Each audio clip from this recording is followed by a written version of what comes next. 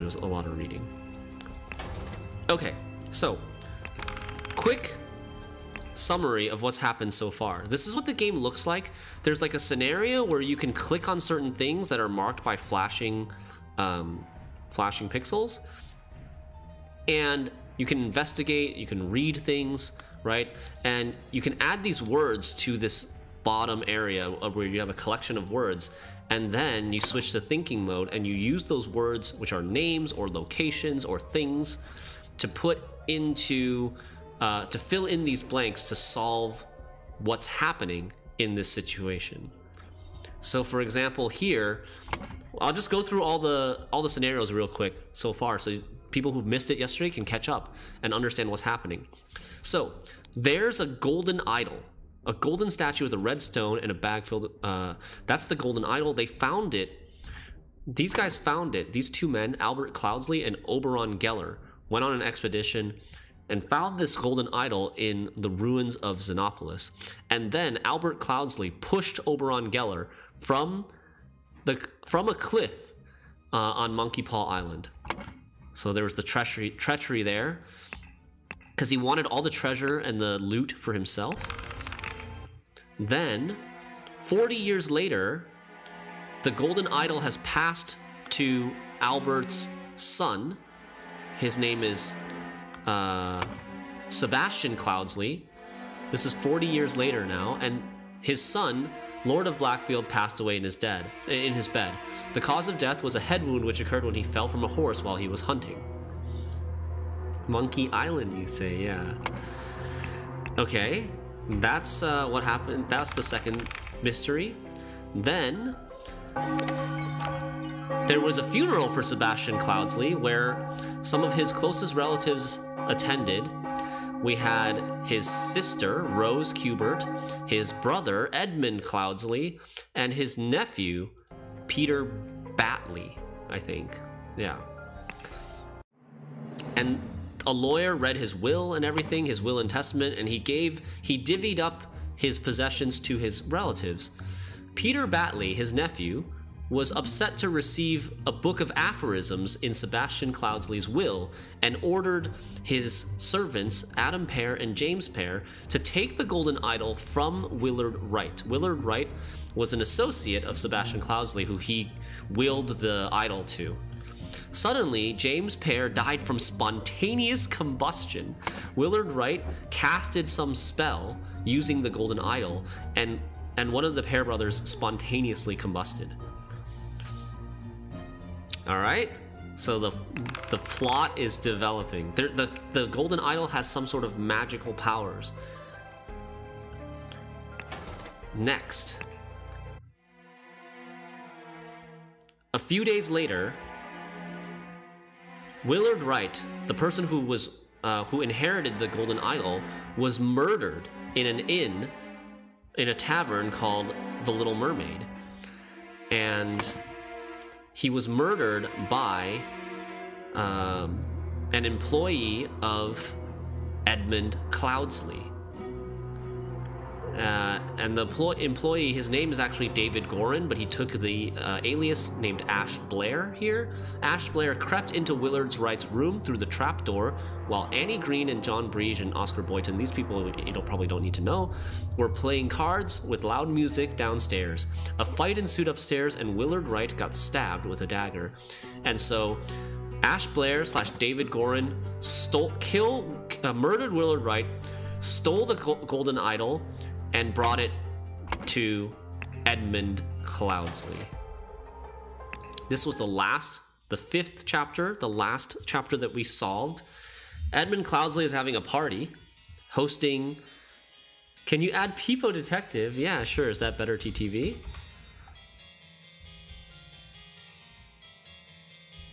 Peepo Detective. Okay. Added. The Santa Claus version. Done. Might take a few seconds. Okay. And this is the fifth and final scenario that we solved yesterday. And here, Edmund Cloudsley is hosting a party at his house. He's invited his sister. He's invited his sister and his nephew, Rose Kubert and Peter Batley. They were both at the funeral. And also a young lady named Mary Richards and her father, Lothar Richards, who he's trying to woo. Actually, both him and his nephew Peter are both trying to woo Mary Richards. And then he's got servants. He's got 4 servants, Brian Walker, Lucia Smith, Ada Baker, and Little Pip in his house. There is an organization, some sort of cult, maybe, organization that Edmund Cloudsley had made enemies with, who threatened him and said that if he doesn't do what they say, the Brotherhood of Masks will send stewards and unleash their stewards upon him. And so during this party, the Dark Hand Steward, or the Brotherhood of Masks, wanted Edmund Cloudsley dead and sent us encoded message to his servant, Ada Baker, and I guess she's like in league with them, and she poisoned the tonic that Edmund has been drinking for his medical purposes, and then hid a key in a bag. At the dinner party, Edmund had tonic served to him, but he hadn't drank it yet, and his sister Rose also decided to have some tonic, and she drank the tonic first before Edmund touched his, and she ingested the poison and died. And that is the story so far. There was another scenario video. Oh, maybe. Yes, here, in between 4 and 5. In between 4 and 5, the Little Mermaid Tavern where the murder of Willard Wright took place, someone came in, someone we don't know who they are, with this maroon cap and this red feathers, came and asked the innkeeper about what happened with the murder of Willard Wright. All right. That's where we are now. We're on scenario number 6. Yeah, no hints, please. No hints, chat. Scenario number 6. Oh, people have had a lot of red rubies. There've been red rubies everywhere. Red ruby rings, I should say. Like, I wonder if the red ruby ring is a symbol of like the cult that they're in or something. The art really is perfect. 6 is the last one you did. Nice, Jamoni. All right. Chapter 2, The Cursed Inheritance. The explosive events in the forest cabin. Burkham Workhouse. All right, we're at a cabin. There's a wagon with a horse. Let's see. What's here? It's Roach! Henchman for hire in Timberbrook region. Billy Cracker. Oakwood Gang. He's a brawler and a robber. Hardy Abe. Burkham Workhouse. Okay. So maybe that's who they hired? They might have hired Hardy Abe, since this wagon is marked Burkham Workhouse. Brawler and has a cart. Little Billy. Hobbs Gang. Burglar enters through chimneys. Jack Nails. Timberbrook Inn. Burglar and picklock. Okay. A box of confectionery. Man, my vocabulary. Is that confetti? Confectionery. What is that? Candies? Oh, it's just candy. Why does this game have such big words and a vocabulary? You guys gonna tell me you knew what confectionery meant? And this is I guess a piece of paper with 6 different drawings of different hats on them. Okay, not sure how that's gonna play into this, but all right, let's go in the cabin. Oh, what is happening here? Ah, by the gods, what was that? This is one of the maids, one of Edmund Cloudsley's maids. I believe this is the one that did not betray him. Let me just check real quick. Yeah. This is that's Lucia Smith, a maid of Edmund Cloudsley for the last 3 years. Ada Baker is the one that did the poison stuff. The one that read the... Excuse me. The one that read the romance novels. Yeah, exactly. It's the smut enjoyer.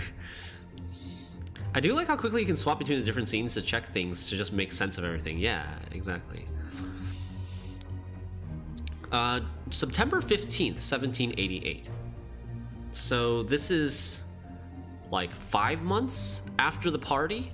The party took place in April, I believe, of 1788. So 5 months later, gentleman robber strikes in Westbrook. The infamous gentleman robber Walter Keene, with a number of unnamed associates, held up a coach on the southern road leading out of Westbrook. The scoundrel robbed the passengers of all their valuables, kissed a young lady, then left. This is already the 5th robbery by the infamous gentleman, who, as is his custom, appeared wearing an impeccable suit and a new hat in the latest city style. I wonder that's what the drawings are. Maybe he's the gentleman robber. The reward for catching Walter Keene has been increased to £100. Okay, yeah, he has his gun. He's got the same gun here, kind of, as here. He's wearing a hat. He's got that mask. He's got the suit. Could be him.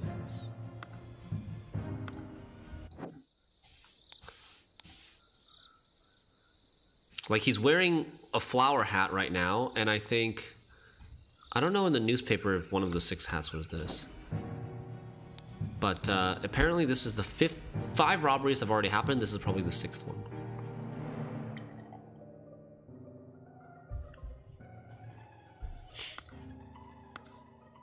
Oh, somebody else are dead here. Oh my god. And there's a person hiding under the table. Okay. Oh. The man is breathing but appears to have lost consciousness. Got hit over the head. Okay. This is David Gorin? Yeah, this is David Gorin, aka Ash Blair. I do not care what means you use to acquire what I need, but remember to be discreet as always. Note that I do not want it too decayed. The more recently it has died, the better. Edmund Cloudsley. EC is Edmund Cloudsley, his employer. One of the old workhouse geezers croaked yesterday. I will arrange for a cart to move the corpse if you send me directions.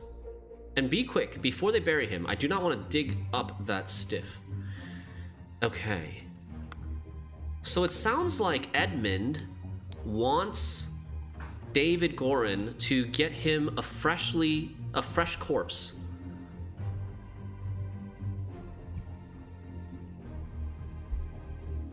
Wants him to get a fresh corpse, probably for his experiments with the golden idol. A key, a loaded pistol, got the word shot, 5 shillings, 3 pence. And what's in here? Is that a coffin?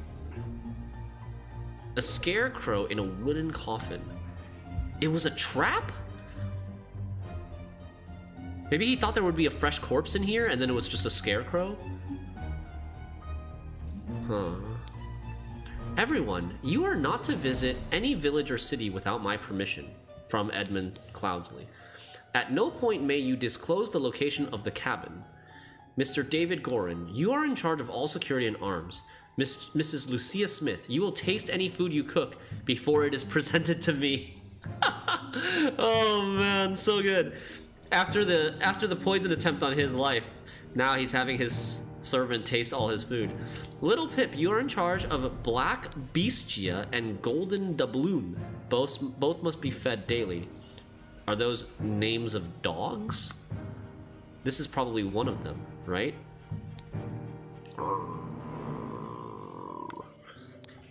Go, coin, go! Wait, that's Little Pip. Oh, that's Little Pip. It actually didn't look like him here, but when you zoom in, I believe that is Little Pip, right? It should be, just quickly double checking. Yeah, he looks very different in this scenario without zooming in compared to this one. But that's Little Pip. Go, coin, go. A doubloon, a golden doubloon could be a coin, right? Yeah, a Spanish golden coin. Okay, so this dog is Golden Doubloon. Ah! I don't think we've seen this guy before. He has a sword, a ring with a ruby, a wrapped piece of confectionery, and a loaded pistol. Okay, so I think the gentleman burglar or murderer or whatever hired Hardy Abe to bring him to this cabin, which is owned by Edmund Cloudsley. That's my guess so far, but I'm making assumptions. Shinri googling his lack of cultural knowledge, yeah. Okay, next room. We got everything here, right? I think so. Whoa. What is this? An explosion? There's the golden idol. A new spell. So the symbols on the back of the golden idol determine what kind of spell is being cast. And there's, what is this? A small weight is tied to the pulled down lever at the back of the idol. Okay. Huh? Is that the lock? That looks like a lock on a door that's been, like, broken off. Or maybe kicked off. This is probably Hardy Abe. A club. Yeah, there's the lock on the door that's been broken off. Kicked in.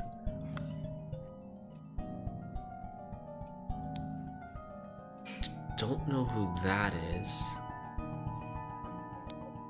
I finally have the location of my target. Meet us on November 10th, Friday, in the Timberbrook Inn and bring all your tools. You get your share as we agreed. W.K. Walter Keane? We have a Walter Keane here. Walter Keane. The infamous gentleman robber. Walter Keane. So they know his name. They know who he is. Walter Keane is the gentleman robber, and he wrote a letter to this dude. Meet us on November 10th, Friday, in the Timberbrook Inn and bring all your tools. What's the date today? This is a newspaper from September 15th. But it doesn't have to be today's newspaper. The Timberbrook Inn, have we seen that inn before? I don't think so. The Timberbrook Inn? We were at the Little Mermaid, was the previous inn, I think. The Timberbrook Inn is mentioned here. Jack Nails, Timberbrook Inn, burglar, picklock. So...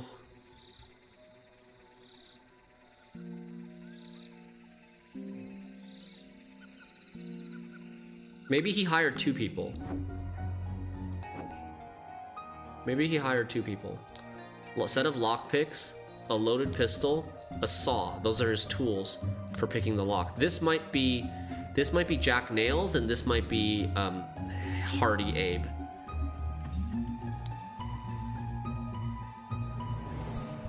There's like a tattoo on his arm, on his hand. What is that? Nails. Oh, yeah, a tattoo of nails. His name is Jack Nails, and he's got a tattoo of two nails crossed on his hand. Okay. A shard of a vase.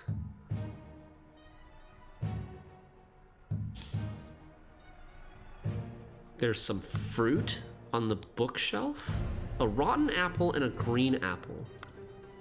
What's the point of that? Whoa! This Edmund Cloudsley is hiding in a chest. Edmund Cloudsley is hiding in a chest here. Yeah, he's bald. EC. Oh, the clue has been added to the thinking panel. Vacuum, V1. This is the symbols that you need to activate this spell on the... It's a book of spells. This is a book of spells for the Golden Idol. This simply did not work. After I aimed at the sealed vessel and activated the idol, both air and vessel disappeared. Upon further consideration, it was an obvious mistake.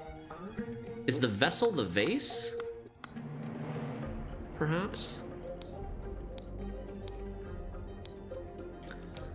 Vacuum V2. Attempted with this input, and it was a definite improvement. It decreased the amount of air, but curiously still did not create a complete vacuum in the sealed vessel. Is that the spell that he was using? Umbrella cane plus 2 squares. Umbrella cane plus 2 squares with the lines. Yeah. He was casting Vacuum V2.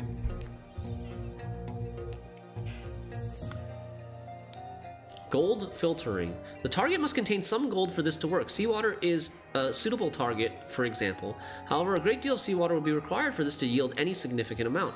Perhaps I should try it on a ship in an open sea. First step, get gold by aiming at the target. Second step, aim it at an empty vessel to retrieve it. Okay. So you can like siphon like small amounts of gold from things. Is there gold in seawater? Are there like atoms of gold in seawater? I guess, because like it gets washed up on shore and then the seawater washes it from the beach back into the ocean and stuff. Yeah, probably just like super tiny minute amounts. Unknown effect 14. If the implications of this are what I surmise, this could be a tremendous discovery. The next step is to progress from fruit to some more advanced organic matter. I must ask David to fetch me a dead body for further experiments. That's what he wanted the fresh corpse for. This is vitally urgent. Oh. Oh my god. Is it like some sort of restoration or immortality spell that he's trying to do? Like a rotten egg that has expired, and he used the spell, to restore the egg into a fresh egg. I'm saying egg, I'm talking about apples. Why am I saying eggs? A rotten apple being restored into a fresh apple. And maybe he's trying to test it on corpses to see if he can use it on himself to attain some sort of immortality.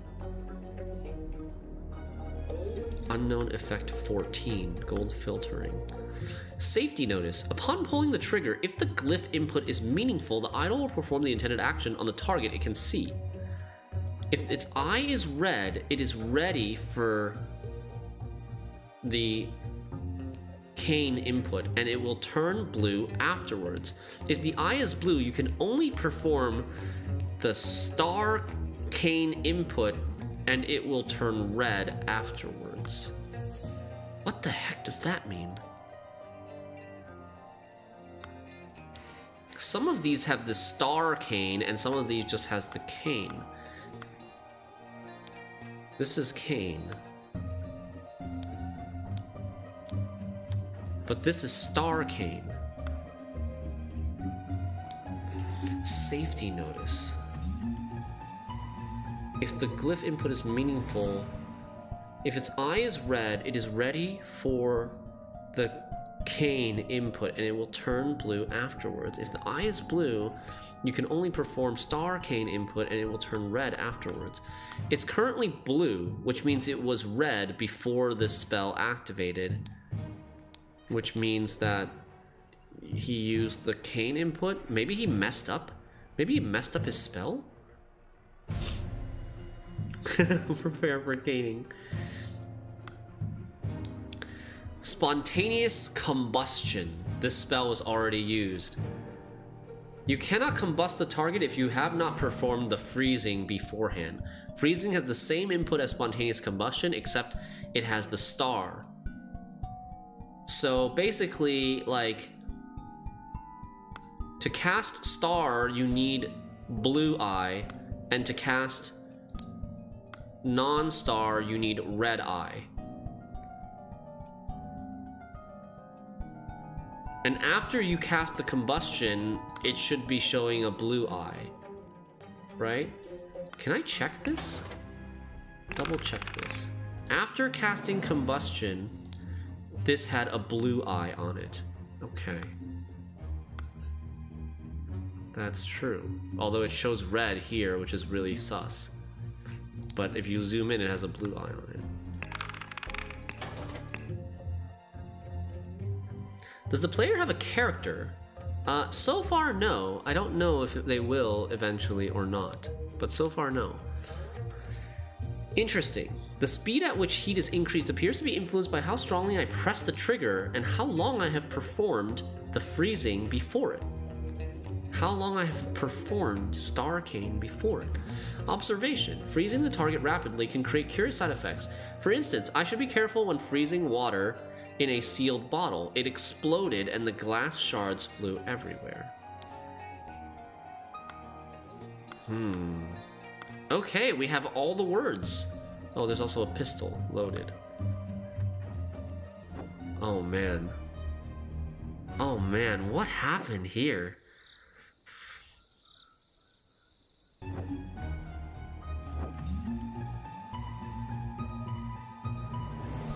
So the last spell that was cast was... The last spell that was cast... Why does it say 16? Maybe it's just the mark of how much that weight weighs. It weighs 16 ounces or something. The last spell that was attempted to being cast was Vacuum V2. But Vacuum V2 is supposed to be cast with the Star Arcane using a blue eye, which should then turn red after you cast it.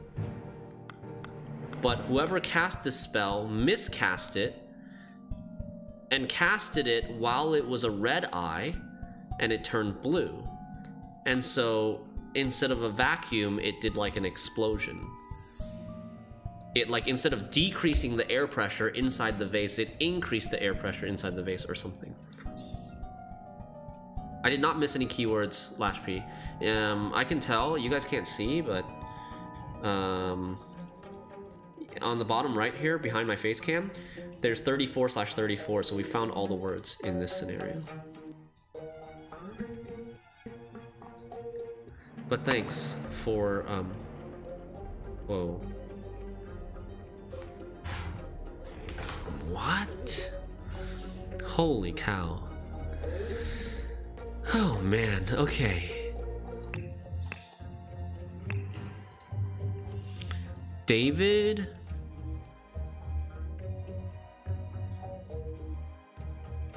Goran? Lucia? Smith? Little Pip? Golden Doubloon, Walter Keane, Hardy, I think it's Hardy Abe was his name. I can go back and check. This guy is Jack Nails, and this is Edmund Cloudsley. Yes. Okay. Okay. All right, we got all the identities right.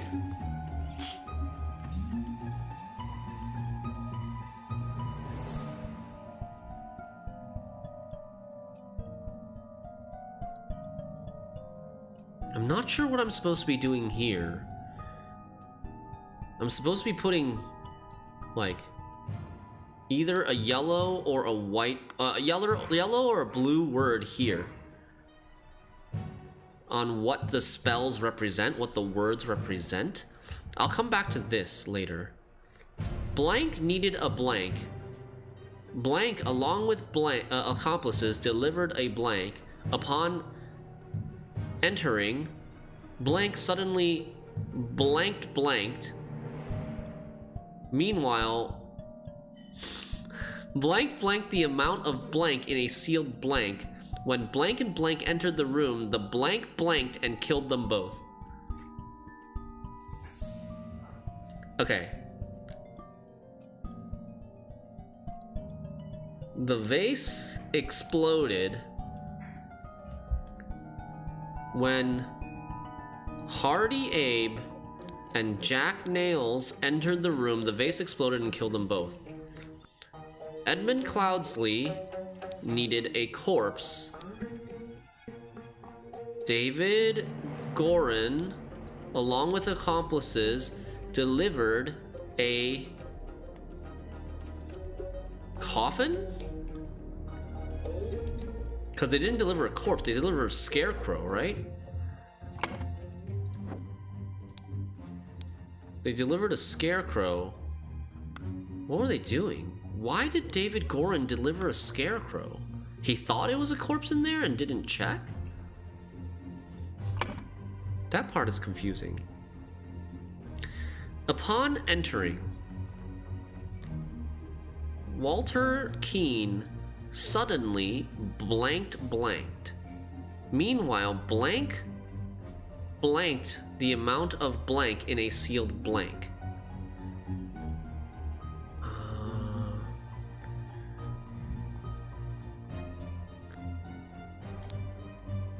Meanwhile, Edmund Cloudsley increased the amount of air in a sealed vase.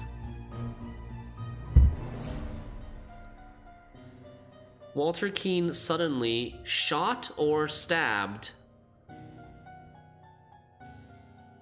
David Gorin.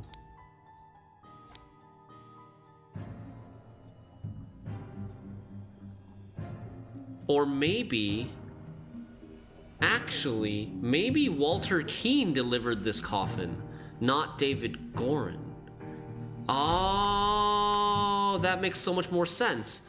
Walter Keane, along with accomplices, delivered a coffin. Upon entering, and then David Gorin went to open the coffin to get the corpse, and that's why he didn't know that there was only a scarecrow in there and not a corpse.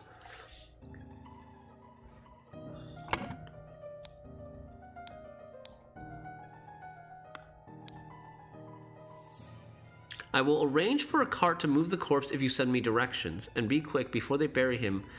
This letter is probably from Walter Keane. So, what did Walter Keane do to David Gorin?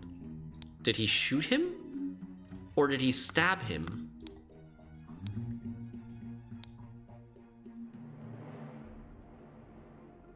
Or did he club him?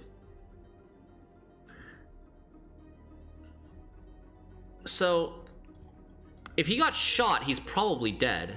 If he had a bullet wound to the head, he's probably dead. Most likely he got clubbed by... Most likely he got clubbed by this dude. Is my guess. If he got stabbed, he would also be dead. Or it was like, if he gets stabbed in the head, that seems really weird. There's no blood on the sword. Is there any sort of evidence of blood on the club? No, either. The pistol wouldn't be loaded anymore. I mean, he could have reloaded it after he shot him, but I think most likely what happened here is Hardy Abe clubbed Edmund Cloudsley. Let's go!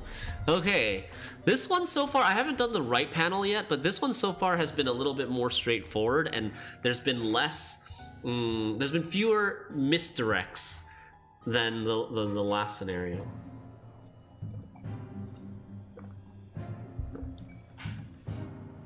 I would have guessed he pistol whipped him. The scroll has been fulfilled. No hints accessed. To gain entrance to Edmund Cloudsley's secret forest cabin, gentleman robber Walter Keane pretended to deliver a corpse to Edmund for his experiments. On entering the cabin, the robbers ambushed the servants, and Edmund locked himself in his study. While the robbers were sawing through the lock, Edmund prepared a trap with the idol that killed 2 of the intruders. Now we need to figure out what these symbols mean.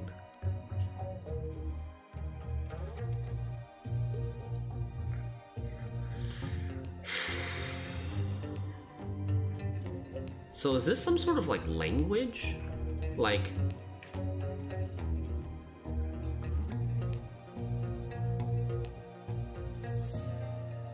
Oh, so the cane symbol means increase or decrease. With the star, it decreases. Decrease, like this is decrease air. This is decrease matter. Because it got rid of both the air and the vessel. And then like combustions, like decrease heat, increase heat, decrease heat, freezing, increase heat, combust. This is increase circle symbol. Circle symbol's in here too. This is like increase life or something like that. This is decrease gold, increase gold.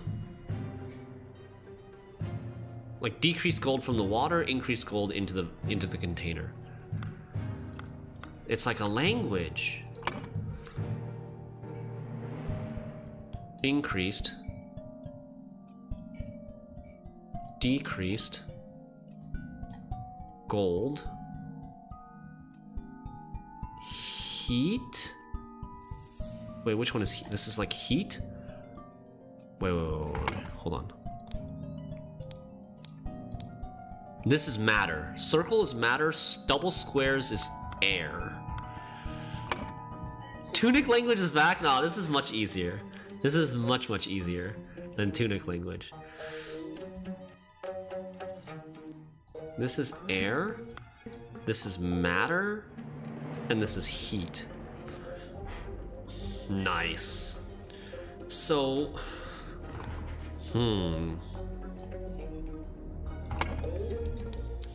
So for combustion, it is increase matter and heat.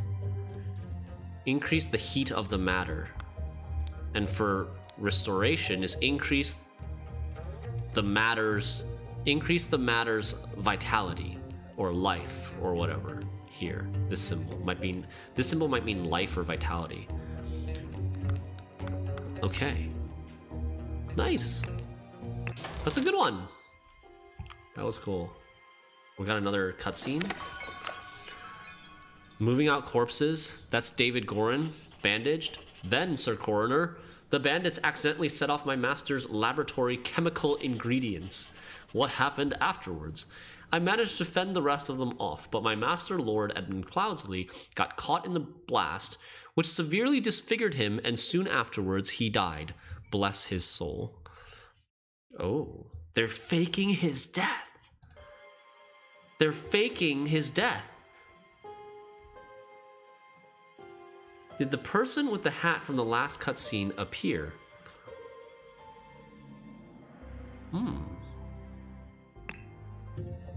Was that person Walter Keane? He has a red ruby. He wears fancy hats.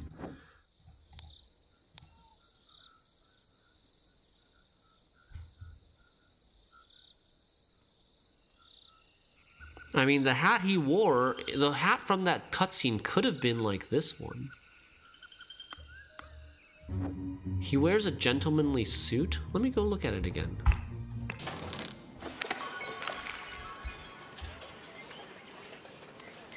Hard to tell. But this could be Walter Keane. Right? He's kind of like wearing a suit. This could be Walter Keane. Not sure. Chapter 3, The Ascent. The Darkhand Steward is out to kill Edmund Cloudsley, so he faked his death. Very understandable. Yeah, I think it's a good idea. I think it's a good plan from him.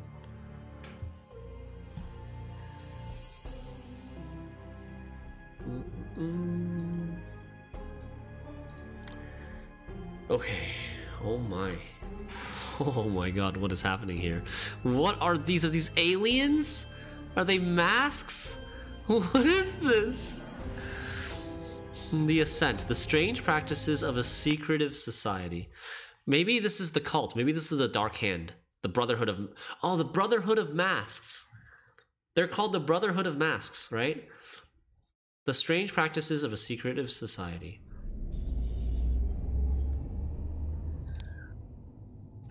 Whoa.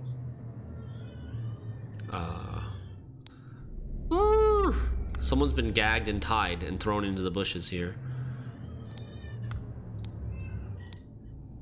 He has tattoos on his back. Illuminati eye and a claw hand. The tattoo depicts a hand and an eye. He has a loaded pistol. David. Is that David Gorin? The gathering will be on March 14th. To follow our plan, we should be there at least 2 hours before midnight.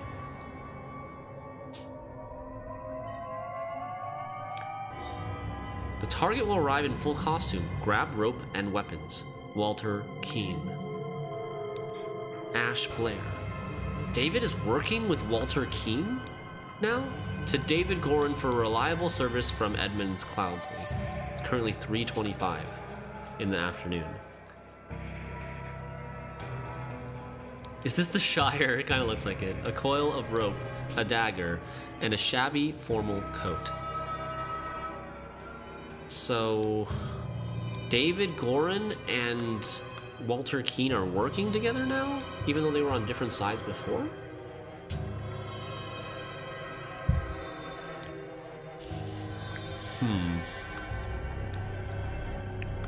There's another bag here. A sword. A loaded pistol. New hats. 6 new hats for Walter Keene. And a clean new coat. A shabby formal coat and a clean new coat. Is this David Gorin though? He's got red hair, he's mostly bald. This doesn't look like David Gorin.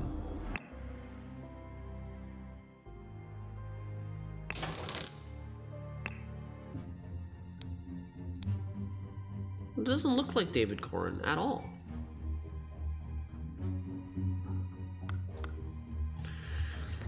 David's bag is there. David's bag is there, but I don't think that's David Gorin. It also doesn't look like Walter Keene. Okay.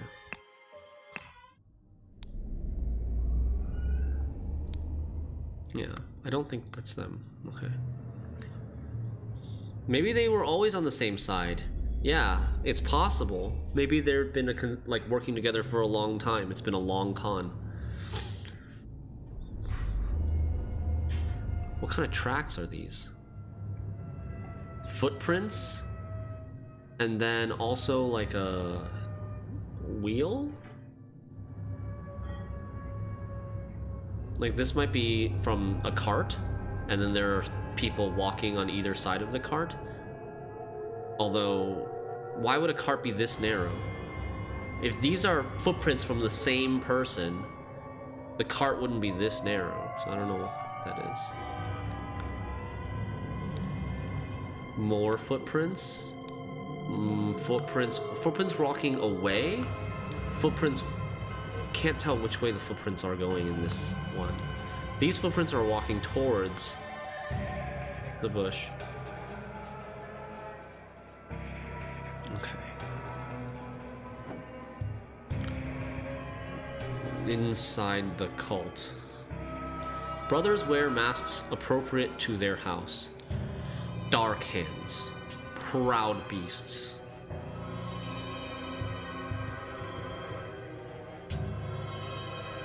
Water snakes.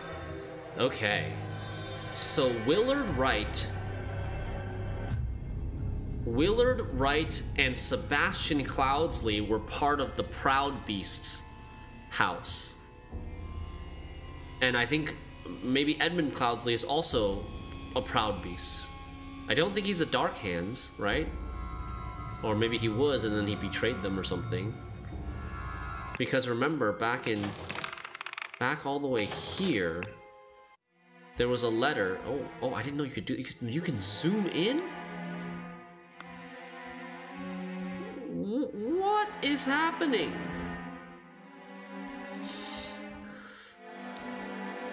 I was just using the mouse wheel scroll. Dear Proud, this is a letter Willard Wright was writing to the Proud Beasts after he inherited the Golden Idol from Sebastian Cloudsley. Dear Proud Beast Master, I have attended our departed brother's send-off and accepted the keepsake he bestowed upon our brotherhood in his will. I shall send this letter tomorrow, September 10th. I hope it will reach you without delay. Also, it is midnight. Already it is midnight. I will retire to my bed for this has been a long day. May Griffon awake, Proud Beast Initiate.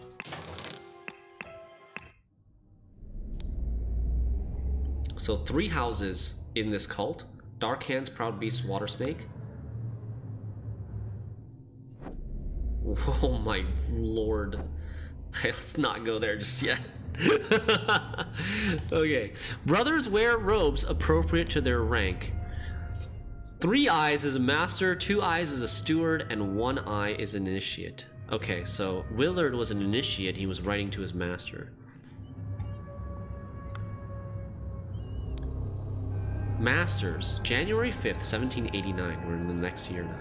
I ventured on the Order's mission to reclaim our fire-breathing relic, and with great resolve, punish the despicable enemy. Walter Keene. This is a letter written by Walter Keene to his masters. I, with few brave companions, fearlessly entered his hideout in a remote hunting cabin, talking about what happened last time. But the devil had prepared a treacherous trap, and an explosion slaughtered my dearest friends as we entered his study. They were not his friends. Didn't he just, like, hire them? Thanks to my sturdy physique, I survived the blast, only to be assaulted by the enemy's lackey, assassin warrior David Gorin, and a pack of bloodthirsty hounds. After an hour of fight, he's really exaggerating here. A pack of bloodthirsty hounds as in 2 dogs. After an hour of fight, I received numerous deadly wounds, in spite of which I prevailed and had defeated my assailants with my martial training. I discovered the enemy's dead body, slain by the trap of his own making, but no trace of the relic. I am forced to go into hiding because the government's watchmen are tracking me.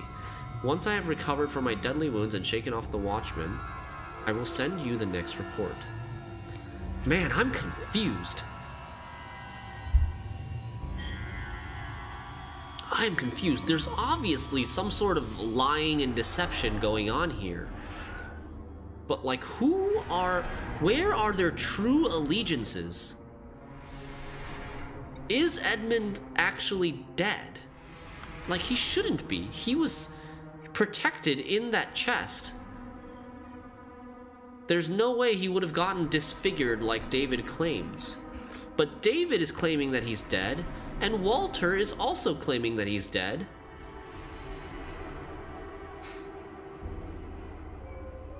I think he must be alive. I think Edmund is alive.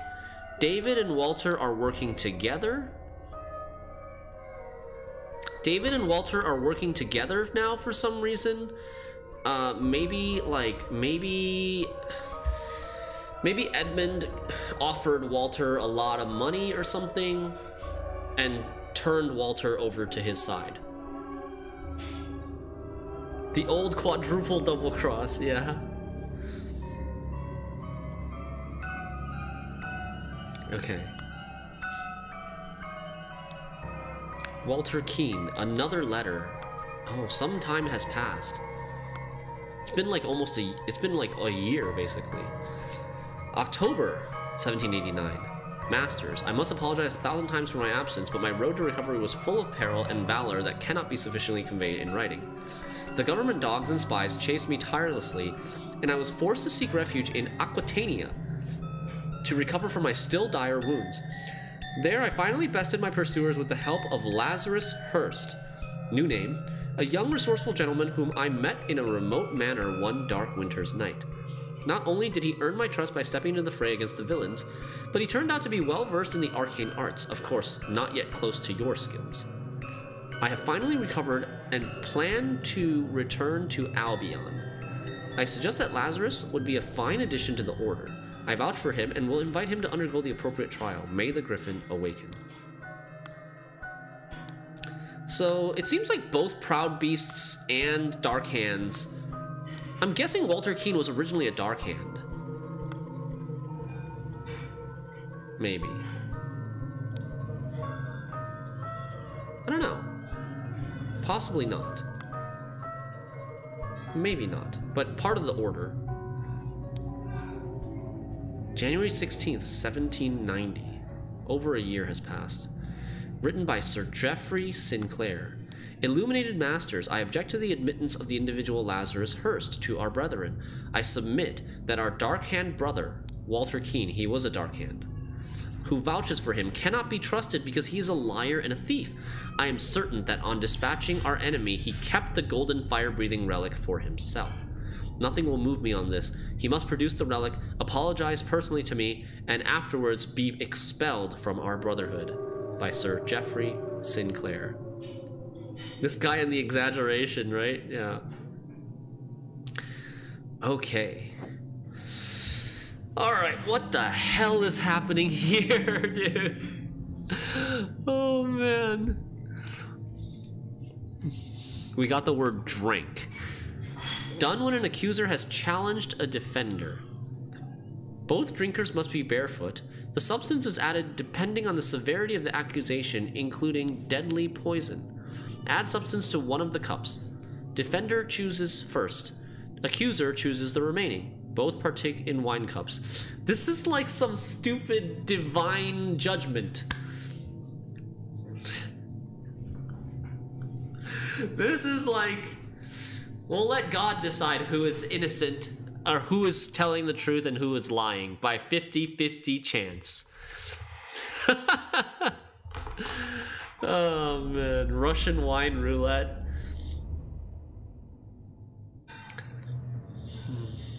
Trial by combat, except trial by coin flip. You know Game of Thrones trial by combat, right?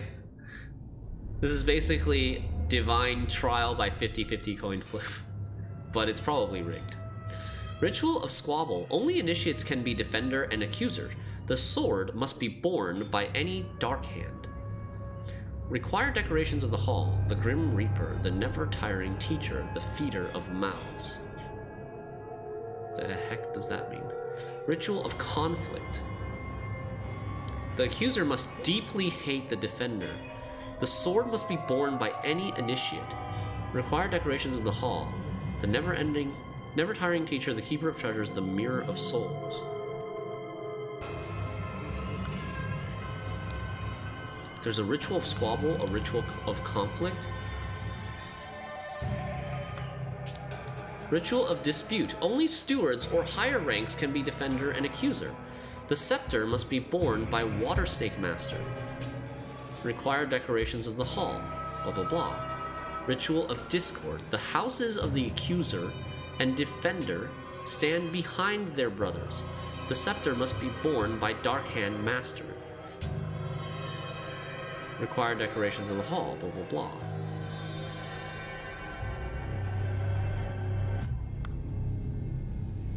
So they have just been... They've been doing a ritual here. This guy is dead. This guy survived. The Griffin has spoken. So everybody in this cult has a red ring, probably. A tray with a small vial of unknown substance. That's the poison. The Griffin has spoken. 2 cups on a stone altar. They contain some wine, but are almost empty.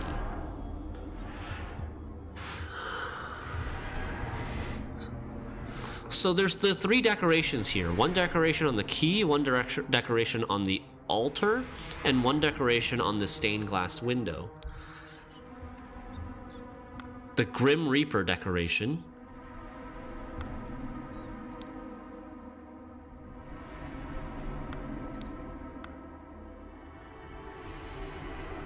What could these be? The Grim Reaper decoration has 1 here. The Grim Reaper is in 3 of the 4. So it's not Ritual of Conflict. The Never-Tiring Teacher, the Feeder of Mouths. The Never-Tiring Teacher, the Feeder of Mouths, the Keeper of Treasures. and the speaker to the blind. This should probably be the keeper of treasures. An altar slash book. The never tiring teacher.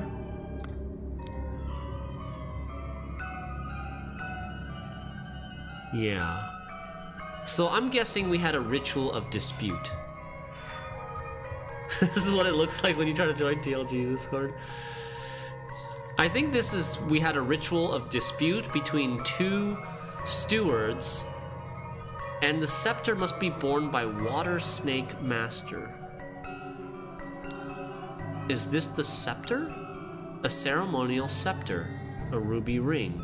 Can we tell if he's a water snake? Is it the masks? The masks maybe differentiate. Water snake, dark hands, proud beasts.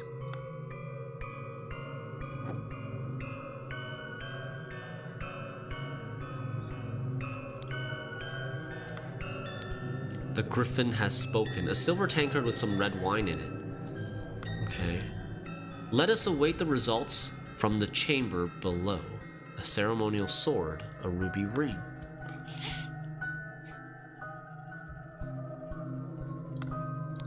This is the sword must be borne by any dark hand. The sword must be borne by any initiate.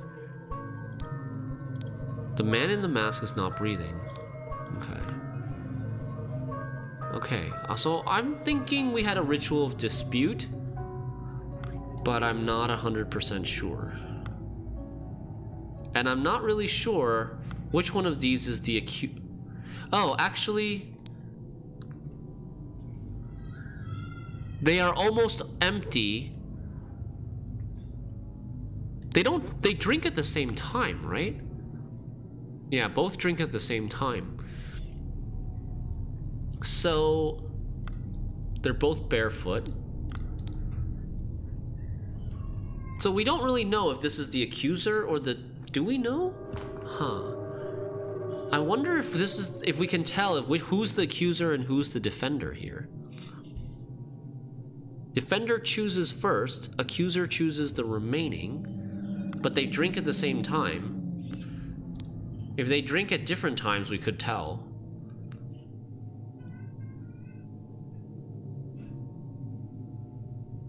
Yeah, I don't think we know. Okay. Gulo thinks we can tell who is defender and who is accuser.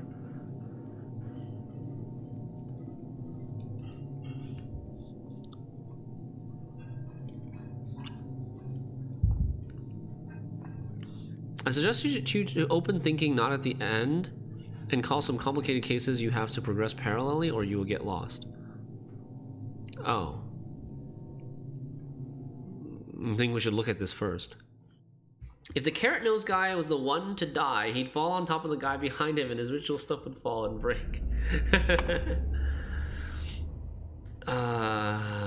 We haven't discovered this material yet. Okay. So I think this is water snake. Oh, and these jackets are also representing different ranks, I guess. These are all names? Or master? The ritual of dispute, I believe.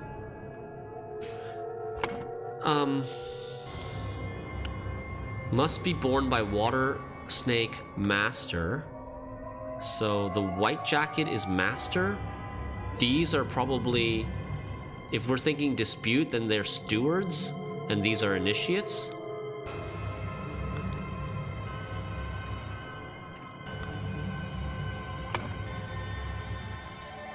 I mean, there are some assumptions. There's some pretty significant assumptions I'm making here. I don't know if, like, we can be sure about this. I don't want to 50-50 guess this yet. So we'll come back to that. We don't know who this is. At least not yet. I haven't figured it out yet.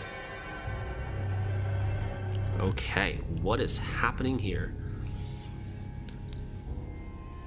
Someone with a house strapped on his back.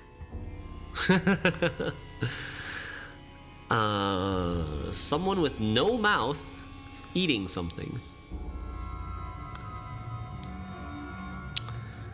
A fish on a stool inside a house.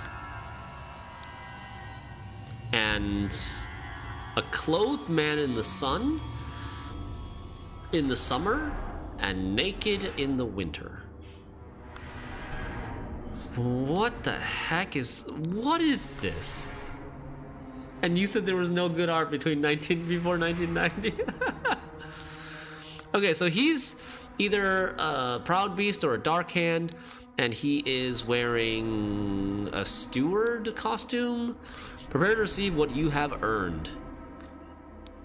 February 10th, 1790.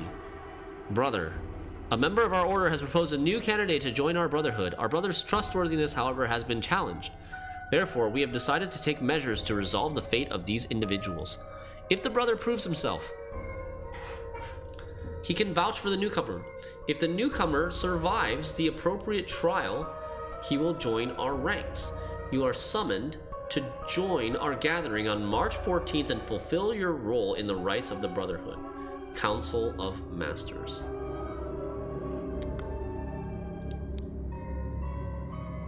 So this person is about to be initiated into Proud Beasts as an Proud Beast initiate, and he has 2 ruby rings, one for himself and one for him.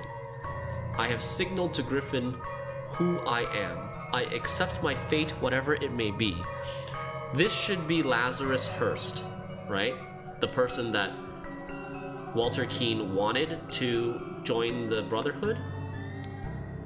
Inception. You must endure the tests of snail, fire, water, tree. Evaluation. Inception, evaluation, transition, admission. Admission. You must endure the tests of snail, time, water, star. What? The appropriate trial. If the newcomer survives the appropriate trial, he will join our ranks. It should be the trial of admission, I think. But I don't know what these mean. 1, 2, 3, 4. Snail. 1, 2, 3, 4. Here.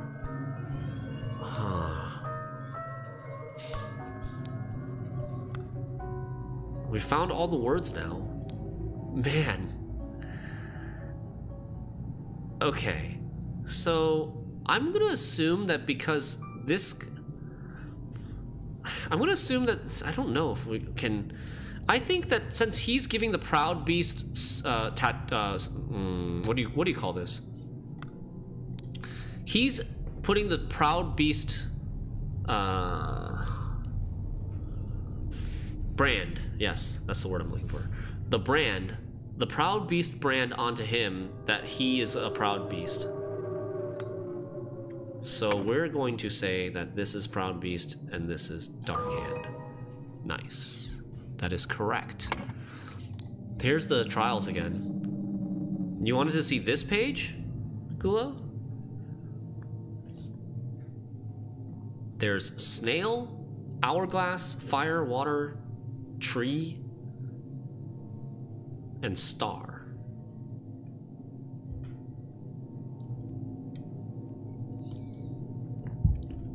Maybe it's the trial of Inception, because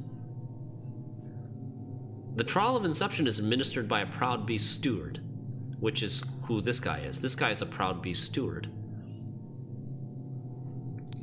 Admission is administered by a master. He's not a master. So they must be doing the trial of Inception, not admission. I have no idea what the significance of these are yet.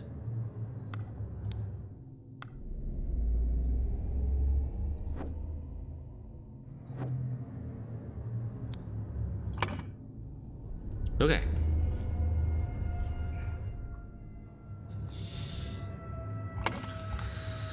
So, according to this letter, the brother has to prove himself through the dispute, right? This means that this is Walter Keane, and this is the challenger, Jeffrey Sinclair. Walter Keane was a dark hand, and Jeffrey Sinclair was a water snake. Walter Keane, Jeffrey Sinclair.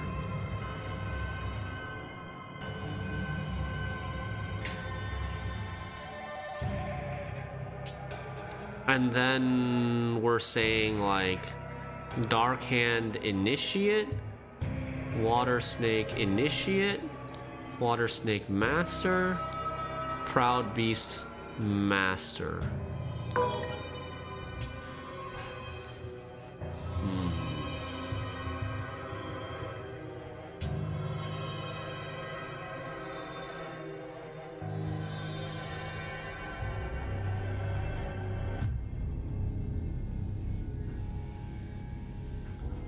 Check the captured guy.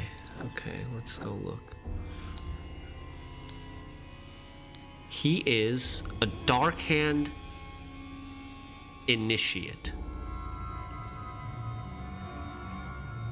He is a Dark Hand Initiate.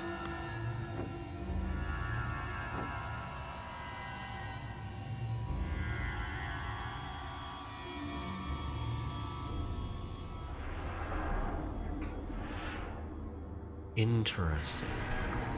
So they rigged the trial dispute. Okay.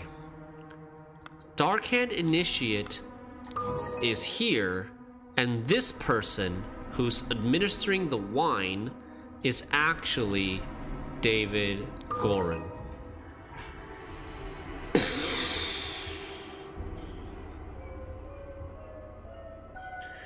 I don't understand though. The one thing that I don't understand is he's administering the wine. He's not the one administering the poison.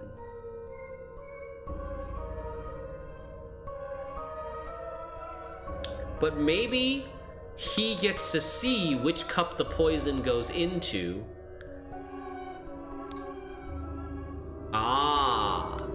Maybe he sees which cup the poison goes into and is able to signal to Walter Keane which cup to choose, the one that doesn't have the poison in it.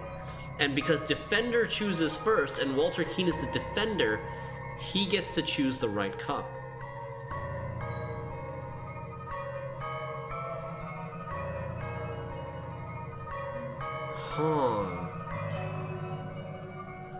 Okay. Ritual of Inception. This is Lazarus Hearst, and this is Proud Beast Steward. Nice. Blank blank was blanked to a blank.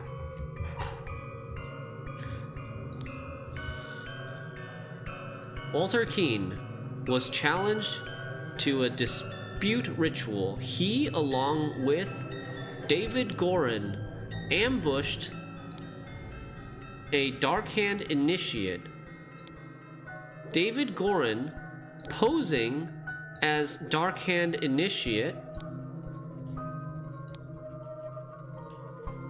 signaled to Walter Keane with a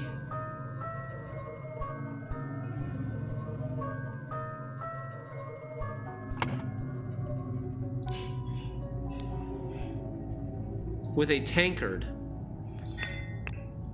Signaled to Walter Keane with a tankard which cup had no poison. Jeffrey Sinclair drank the other cup and died. Meanwhile, Lazarus Hearst passed the Inception ritual to become Proud Beast Initiate. Man, that's satisfying. That is nice. GG. GG. This David is a genius. First that assassination, now this cult infiltration.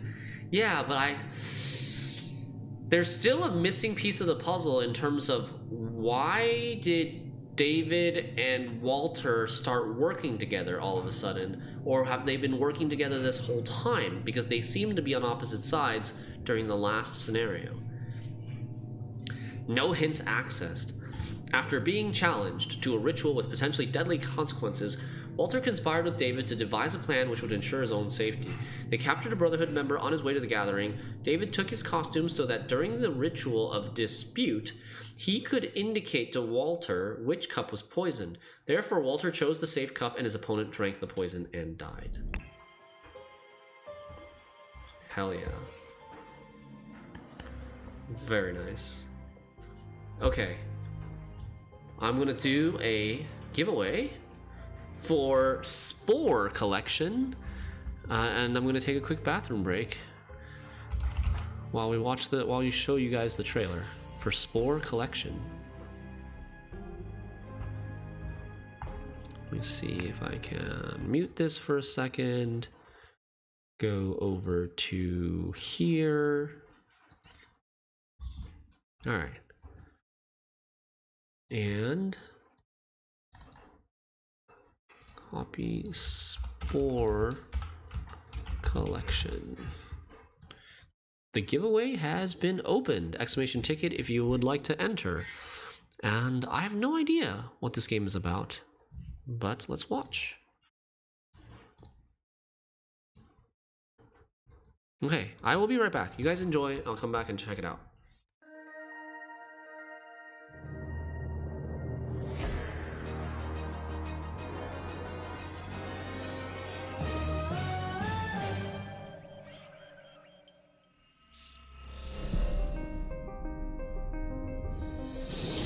Behold the galaxy, full of stars and light and intelligence. But it wasn't always like this. Not long ago, it was cold and dark. So what happened?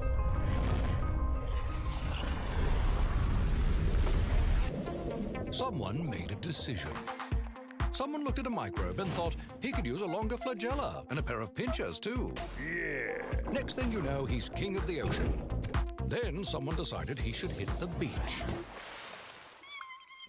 Land creatures were born, but life on land is a dicey proposition.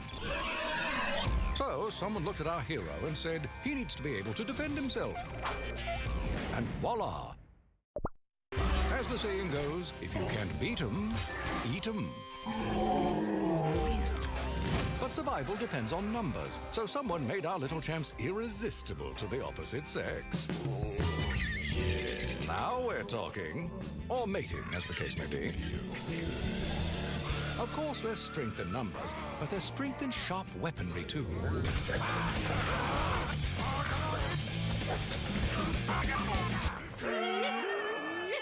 Ironically, this led to what we call civilization. But civilization meant more competition for just about everything.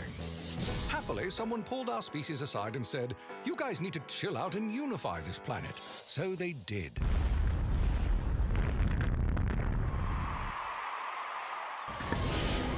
What they built the heck is going starships, on? and they set out to conquer the galaxy. But what they never realized was that all along the way, from humble microbes to starship captains, someone had guided them. 360p. And that someone is you. Spore. How old is this game that the trailer is only in 360p? September 7th, what year? 2008. Okay. Okay. Yeah, very old game, I guess.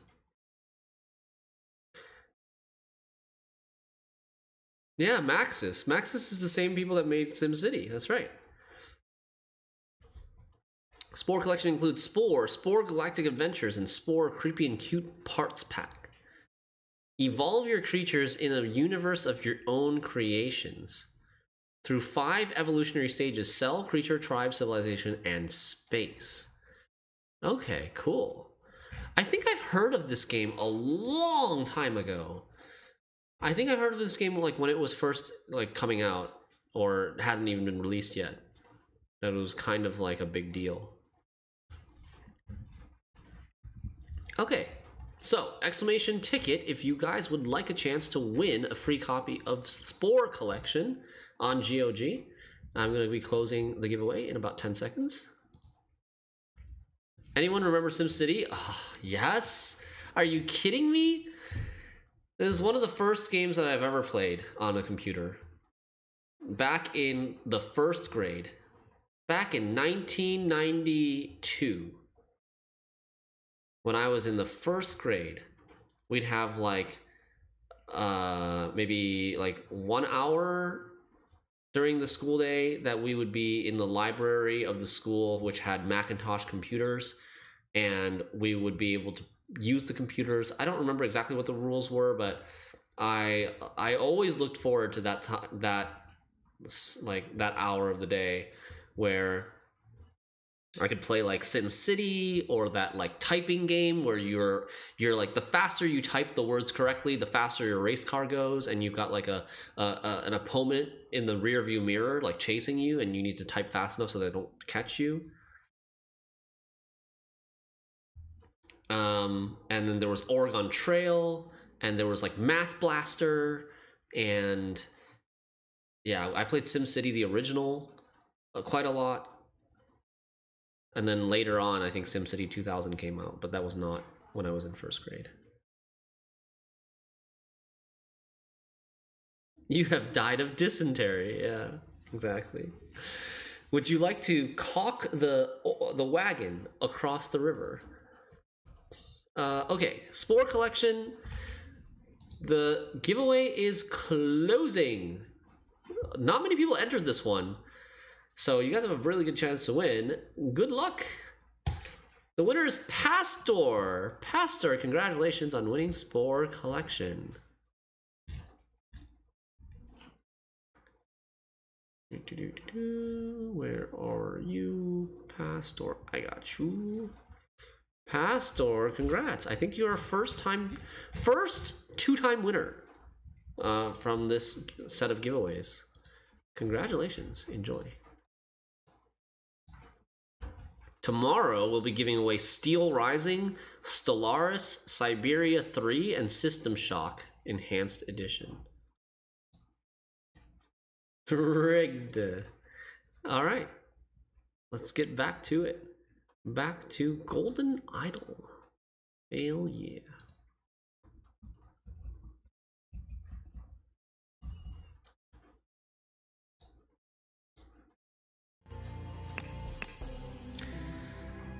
Oh, interesting that this is no longer locked. Like, it unlocks both of these when you just complete this first one. Steel Rising is great, yeah. System Shock, you've been wanting to try that game for a while. Nice, Fritz. Hope you're around for the giveaway tomorrow then. The Ascent. The crowning celebration by the lighthouse. All right.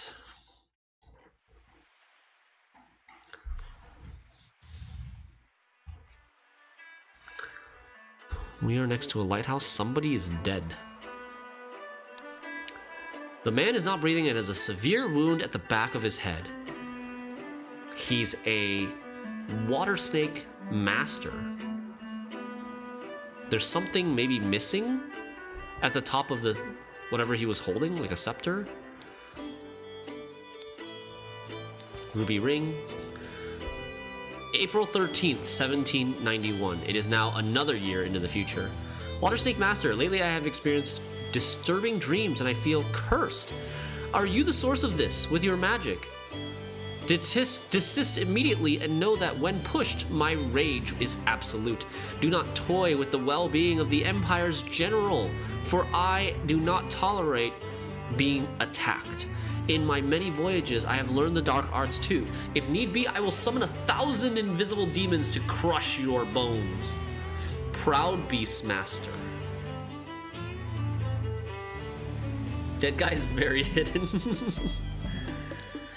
June 15th, 1791. April 13th, 1791.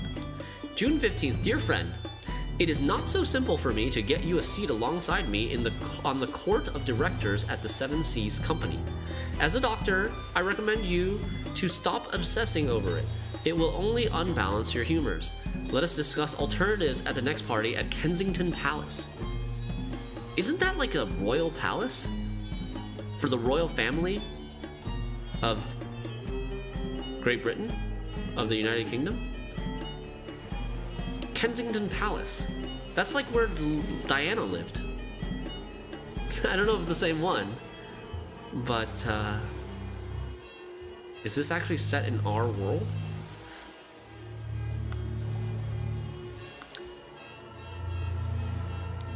His arm appears to be broken. So he was pushed off the top of the lighthouse. Both his legs appear to be broken. Yeah, it looks like he was pushed. And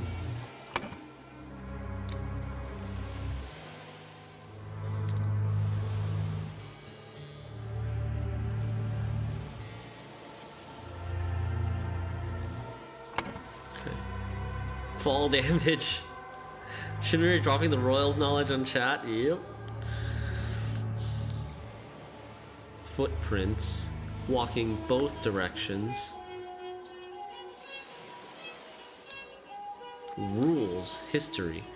Griffon rebirth. May Griffon awaken. The one who claims to be Griffon reborn must perform a miracle. I am Griffon reborn. No, I am Griffon reborn. If someone repeats the miracle, it is proven that it was not a miracle but mere magic. Claimant is punished with death. If no one can repeat the miracle, the masks fall. Clement is crowned as Griffon reborn. History. Chronicles of Griffon rebirth. In 1725, the first Darkhand Lord Harrington demonstrated flying. Jumped off a cliff to his death. What? He claimed to be Griffon reborn and claimed that he could fly, and ended up falling to his death. In 1756, Proud Beastmaster Lord Pledsley performed a seance, talking to the spirits. Lord Angus MacBain repeated the miracle, proving him unworthy. In 1764, Darkhand Master Lord Jones demonstrated the creation of a homunculus. Homunculus, for anybody who doesn't know, is like a artificial human, like a created human. Lord Angus MacBain produced a homunculus as well. Dude, Angus MacBain, gatekeeper. Angus MacBain, there's another gatekeeping over here too. Wait, Angus MacBain has been gatekeeping for like 20 years. Angus is shattering dreams. Yeah. In 1771, Proud Beastmaster Lord White carried out the hypnosis of a servant. That's so easy. What? How is this even considered a miracle? Lord Angus MacBain hypnotized the same man as well. That's like Angus even did a harder thing than Lord White. Lord White, what? He could have like just bribed this guy. Okay. So Angus MacBain cock-blocking everybody from 1756 to 1771. Angus MacBain did not accept pro rank regulations. Yep. Okay. So nobody has successfully been claimed as Griffon Reborn. Right?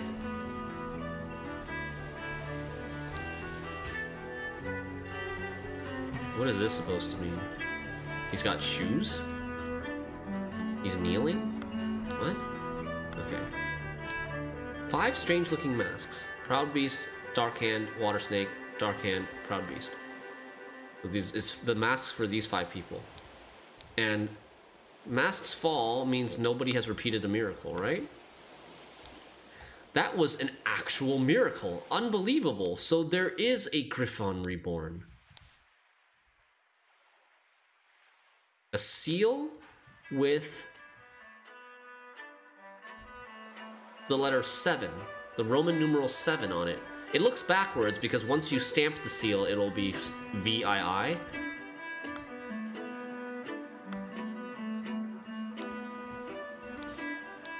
A heavy seal. Is the dead guy Angus? Killed him so no one replicates his shit? Oh man. There's something on the back of his shoes, like those cowboy spokes or something. What? Why are we staring at everybody's shoes? Is there a foot fetish going on here? Spurs, yes. Kneel before Griffon reborn and make ready. I will lead you brothers to great many changes. Dude, it's Lazarus. It's Lazarus Hurst. The guy that Walter worked so hard to get into the Brotherhood. He is Griffon reborn. He has Edmund's Book of Spells. Miracle preparation. After the Star Cane, after the decrease...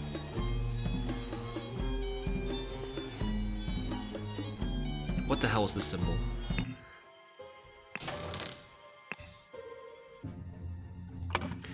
Decrease air. After the decrease air, and there's the, like, part of the sea has been, like, rubbed off or removed. After the decrease air, which is vacuum V2,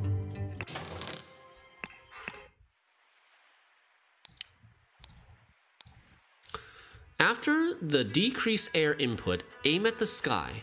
Press the lever to maximum position and hold for at least 10 seconds. At this point, the idol should be full enough to perform the miracle once. Safety notice. Upon pulling the trigger, if the glyph input is meaningful, the idol will perform the intended action. If its eye is red, blah, blah, blah. If its eye is blue, you can only perform this input and it will turn red afterwards. That's still the same. Miracle hypothesis. The water works better, but the effect is not as convincing. Editing. Proofreading. Therefore, increase air. Main challenge is ensuring my balance when holding onto the idol. Practice is paramount. So what exactly is this miracle? He's sucking air from the sky and blowing air out towards something, right? Blowing air out towards something.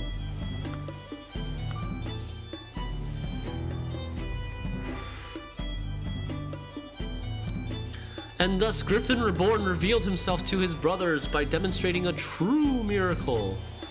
A ruby ring, a silver crown with gems. Maybe that's to show he's the Griffon Reborn. A set of heavy wooden oars. Here, I brought back your staff, O Griffon Reborn. This clue has been added to the thinking panel. Okay. So Lazarus has this staff with him that he hid the golden idol within the staff, and it is shooting air out into this empty pocket. Increase air.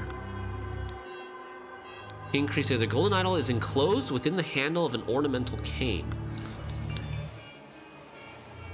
And this bottom part is open, and he's like shooting air out of this bottom opening of the cane. And this is the other half of the cane? It broke? Yeah. This matches, this little shape of the break matches this here. So his cane was full before and now it's short. Like he brought back your staff. Okay. A golden snuff box filled with opium powder. A.M.? A.M.? Are those initials? More drawings of hats. Is this Walter? Wait, is this Walter Keene? I think so. I think it is. Kind of looks like him, right? The eyes, brown hair. Yeah. I think that's Walter Keene. He's just pulled his hair back. Is Renfrew Vampire still good? I think it's like so-so, not great, but it's okay.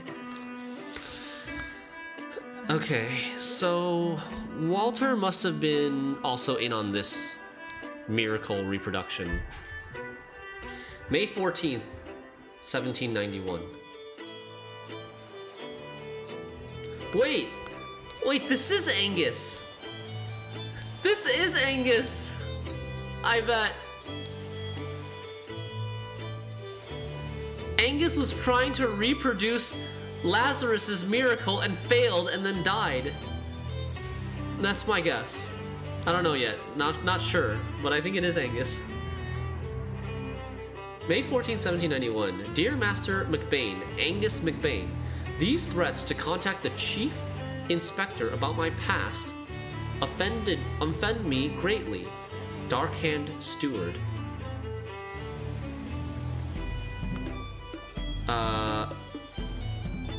That is, I believe...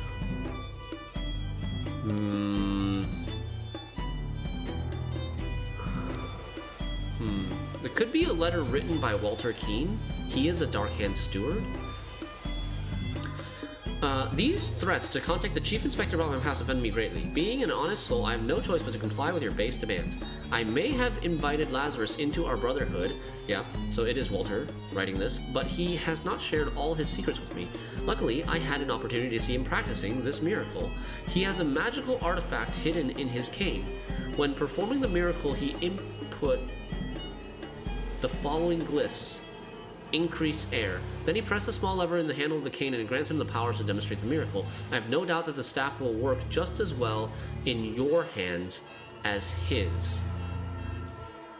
Man, what is going on? Is this some sort of like six-head debate? Because at surface level, it seems like Walter Keene is telling Angus McBain how to reproduce the miracle. And everything that he's written here seems to make sense.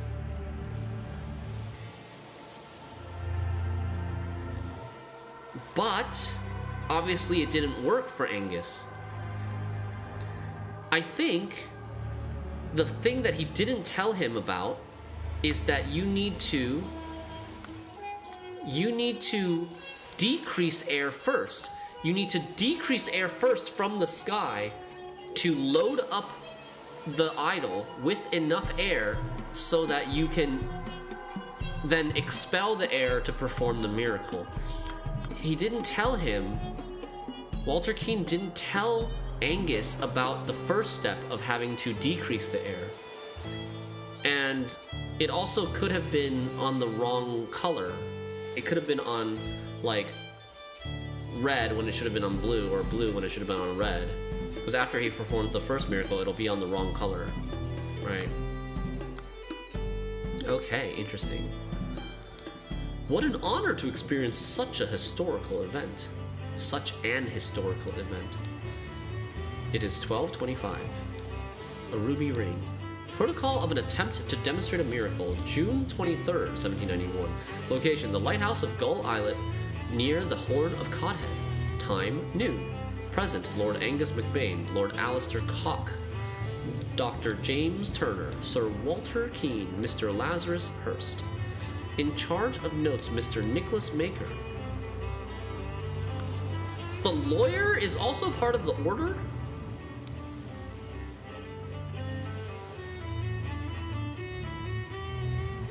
Huh.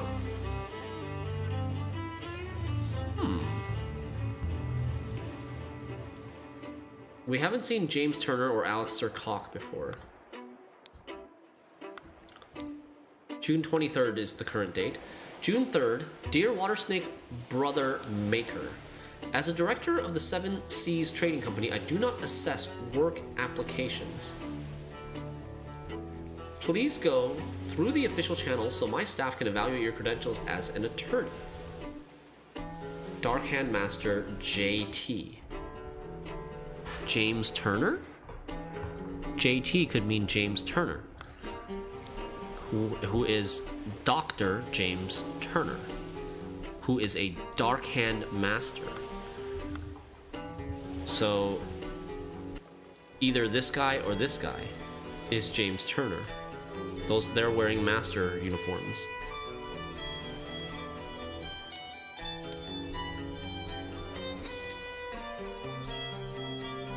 Wait, so total of 6 people here. Angus is there, and then 5 more people. Nicholas we know, Lazarus we know, Walter we know, so there's Alistair Cock and James Turner. They're both masters. One of them is a doctor. How do we differentiate between this guy and this guy? The door is locked from the inside. Is it the feet? Is it supposed to be the shoes that help us differentiate who is who? I don't know. What the hell? What are the difference? What's the difference? Dr. James Turner, Alistair Cock.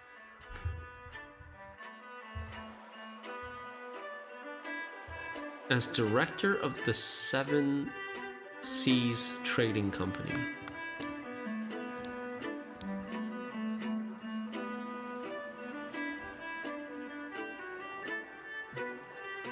Lately, I have been experiencing disturbing dreams and I feel cursed. Who wrote this? Proud Beast Master.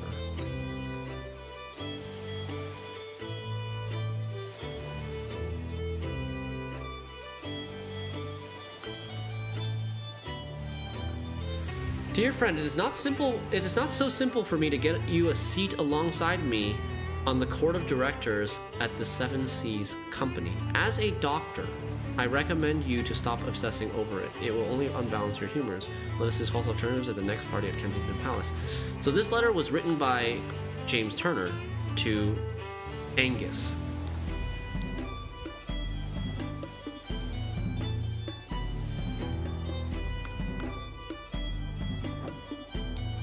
By guarding the lighthouse, you guard the Empire. General Alistair Cock. General?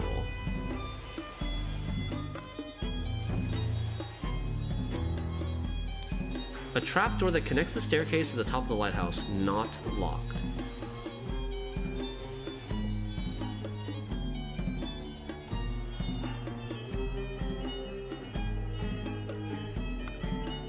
So he performed some sort of like levitation miracle, I believe. He performed some sort of levitation miracle coming down from the lighthouse and successfully landed here without dying. And then Angus tried to do the same thing, didn't work, and fell to his death.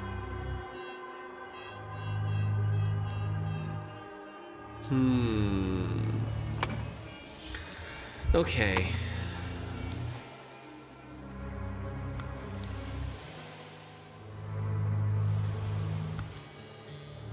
The big question is... Oh, whoa, okay. Alright, well...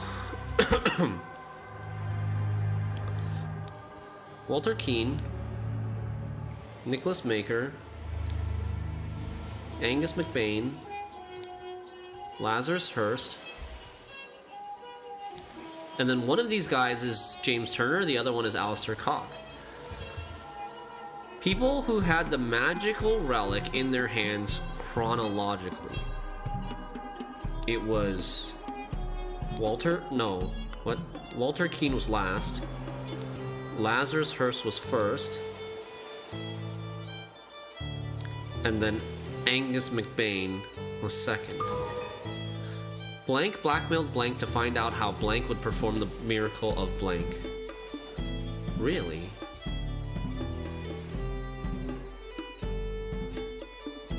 Miracle of flying. They don't have levitation.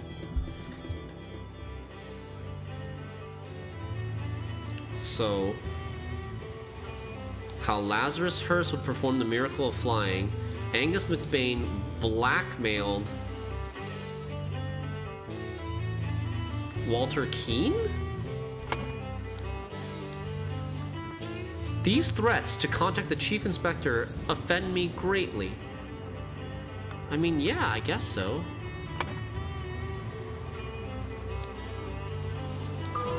Okay. I think feet picks are for the footsteps. Oh. There's the pointy shoes and the round shoes.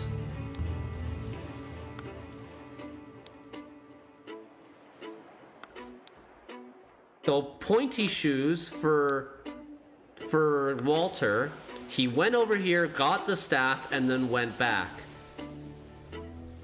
And then the round shoes, I don't know what the hell this is. Oh, that's what this is. You can see like it's dragging on the back. I don't think we needed this.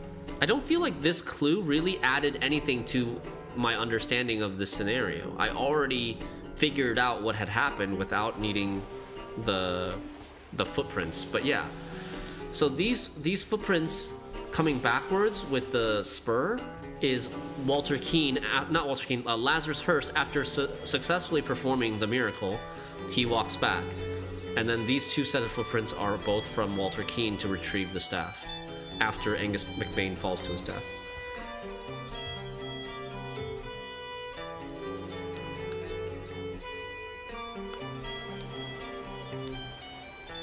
What does the Seal 7 mean?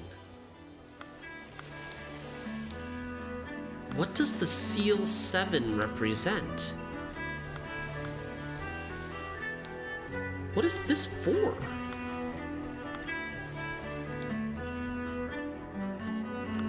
And does it help us identify which one of these guys is Dr. James Turner and which one is General Alistair Cock?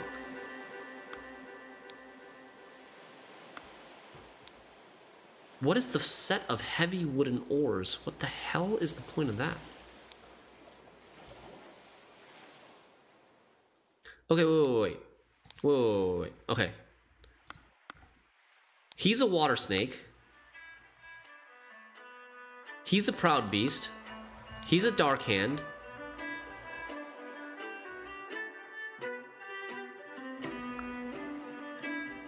And then there's one proud beast, one water snake, and one dark hand left.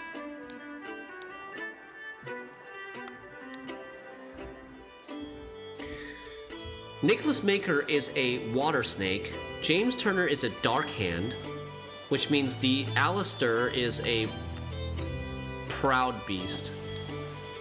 Alistair is a proud beast. I mean, can we tell?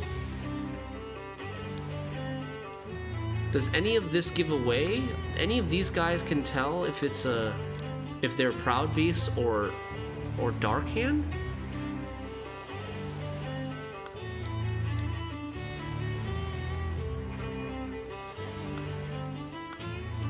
Because if we could tell, if there was any sort of indication which one of these guys was a dark beast and which one was a proud beast versus dark hand, then we could know which one is James Turner, because James Turner is a dark hand. The clue is the stamp. Yeah, I don't understand what the stamp is for. Roman numeral 7. And there's like a 7-pointed star. I will ask for hints. I will say hey chat if I want for hints. Thank you.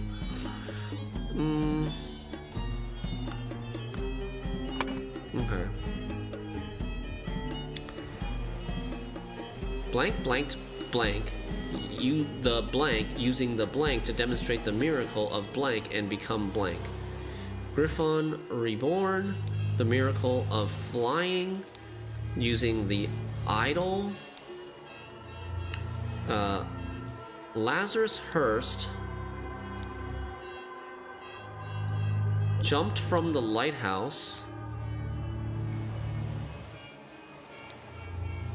using the idol to demonstrate the miracle of flying and become Griffin reborn. Angus McBain's death from a blank from a head wound. Right? Somebody blank the blank afterwards.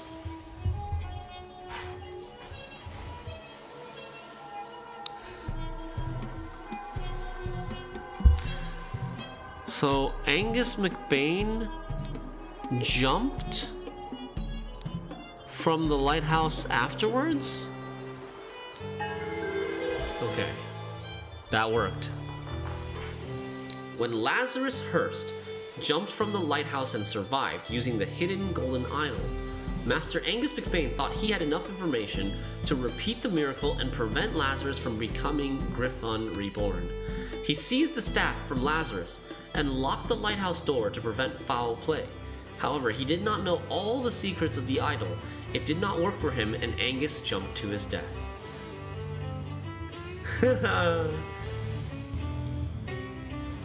Look at him! The little friggin' air bubbles coming out of the bottom. So how do we figure out this 50-50? Obviously we could just trial and error, but I don't think that's the way the game intends you to figure it out. Seal 7. Rules. Claiming his crown as Griffon reborn.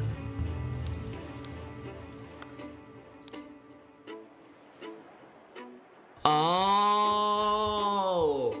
He's director of the Seven Seas Trading Company. God, that's kind of dumb. He's director of the Seven Seas Trading Company, so he has the seal representing the Seven Seas. Why, though? That's a weird way to deduce it. That is weird. The general also has what looks like boots on. What does it matter? Like, how do you know a general wears this and not this? Like, he's not at war right now. He can wear whatever shoes he wants to this ritual. Nah, no, that doesn't hold up. That logic does not hold up with the boots thing. Okay. All right. Yeah, generals always must wear military boots. It's in their contract. How many are there?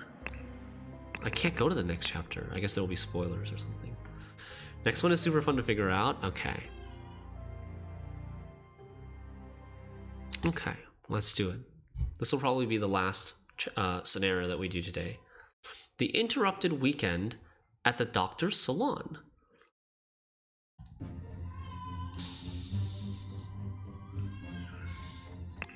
There's 12 chapters? Okay. So, or 12 levels. So we've got 4 more to do. You wish this game was longer? It's pretty good, right? Oh God, believe me, my lord, I do not feel comfortable arresting a prime ministerial candidate, but I must ask you to follow me. Constable number 1, Arthur Faulkner. What did I click on? I clicked on him. He's arresting somebody. Someone's dead, shot in the head. 12 levels, 4 chapters, yeah. Sorry for that confusion. A clean constable's pike. Testimonies. Leopold claims that 1 had a glass of sherry with James in the library and became drowsy. As he was falling asleep, he saw the Lemurian observing him through the glass door. Woke up, found the butler on the floor, asleep. Woke up the butler, entered the salon, and found the body. Upon inspecting the weapons, deduced that the Lemurian was the murderer, instructed the butler to raise the alarm. These are all everybody's alibis. Okay, we're gonna come back to this. We're gonna come back to this because I think it's something to do later. Psychoactive plants, drugged. Symptoms: spotty onion, an illusion of unity with the universe. Increased appetite, hiccups. Lemurian lichen, hyperconcentration on one thing, loss of perception of time, rapid blinking. Black poppy, sleepiness, whites of eyes get a pink tint. Red berry, surge of energy, vocalization of all your thoughts, twitching, aggression. Okay. He has a button in his hand.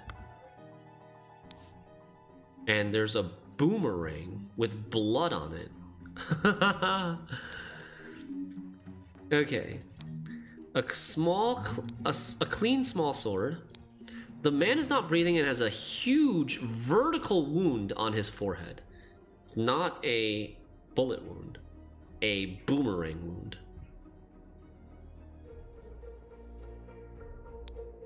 Listen, apologies for the shouting match yesterday. Let's continue our discussion at noon. Leo.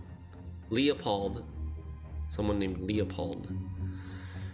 May 8th, 1792. Dear friend, the elections are over, so let's uphold tradition and have a leisurely weekend at my place with you and Leopold to discuss the Prime Minister situation. Please join us on May 12th. Kindly confirm your presence. Dr. James Turner. So this is James Turner. Ha, Leopold, your plan to frame Ptu is sublime, but your missing button is more than enough proof that you did it. Constable, please escort this man out. A ring with a ruby, a clean doctor scalpel, and a clean small sword.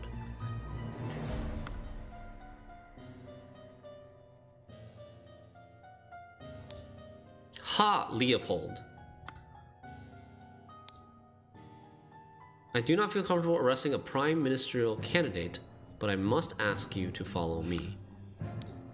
James, this is preposterous. You know damn well that he was killed by that Lemurian savage. Missing button. This is Leopold. Missing button. Dear friend, now that the elections are over, please join me for a leisurely weekend at my manor with good old Augustus and some other fine fellows. We will have some drinks and discuss what to do about that prime minister position. Kindly confirm your presence. This is Augustus? Or is this the general?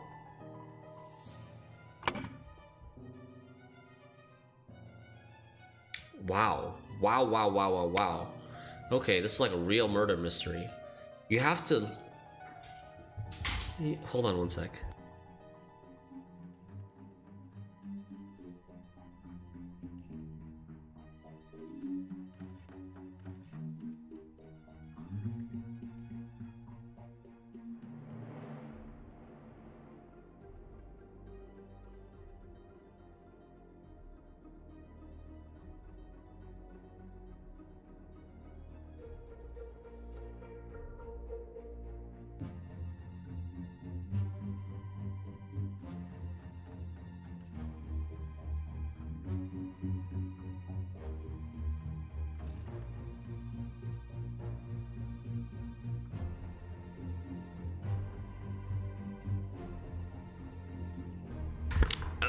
we're back. So we have to determine the location of each suspect when the body was found.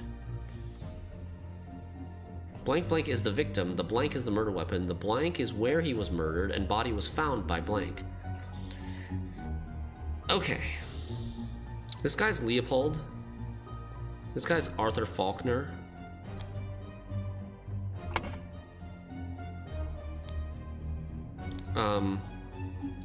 James. Where is... This guy's James Turner. I don't have the word Turner yet. Gideon was another first name, right? Okay. Oh, here's the general. This is the general. This is outrageous. I thought you were an honorable man, Leopold. Not some Aquitanian agent trying to sabotage our friendly relations with Lemuria and provoke a conflict. Clean small sword, ring with a ruby.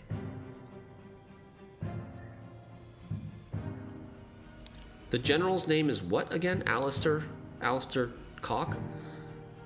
Okay.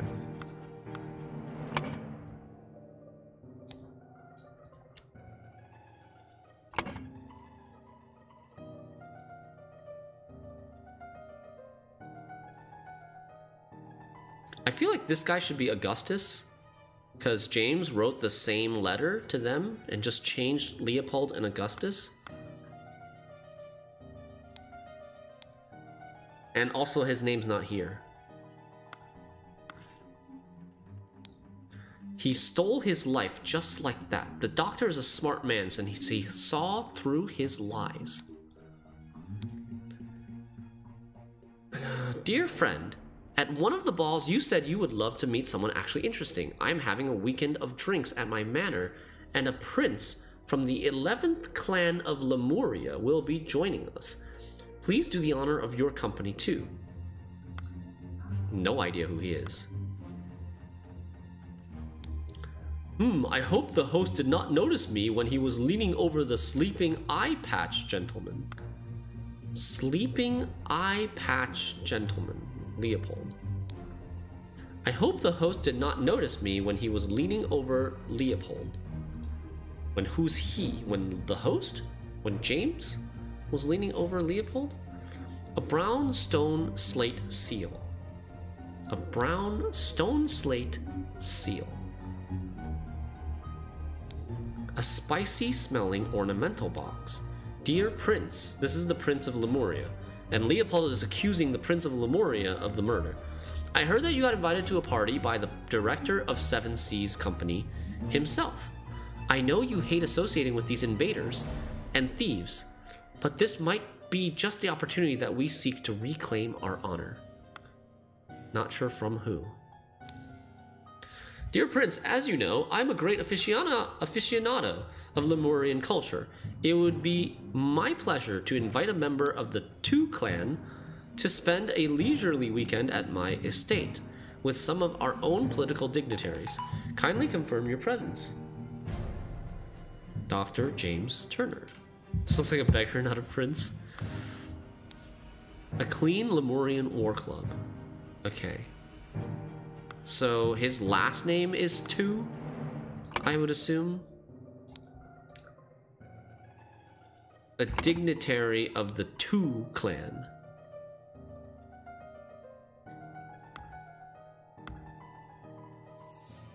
Is there a fancy Ergen? Billiam! There were actually people named Billiam? Isn't...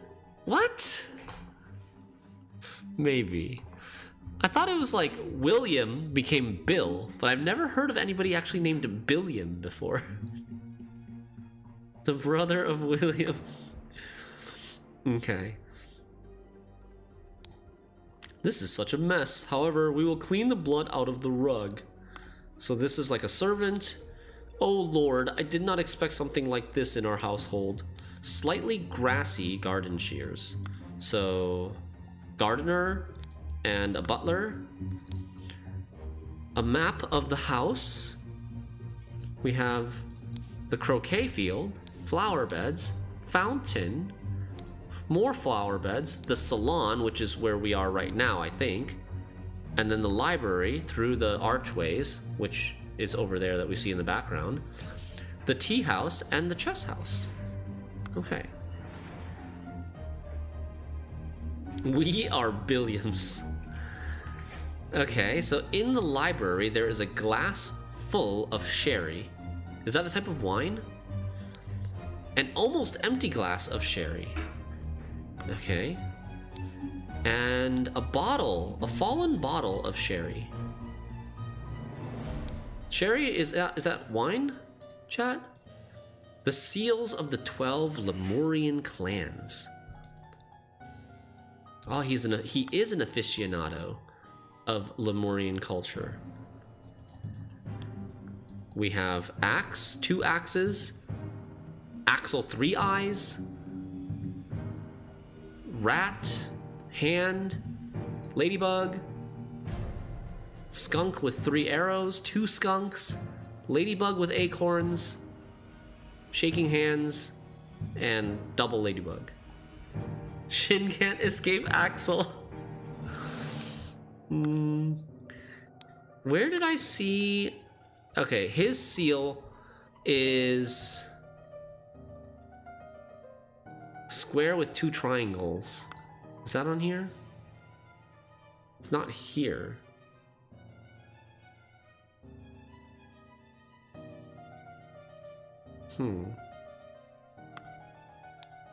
I'm confused. There's 2 hands and an axe.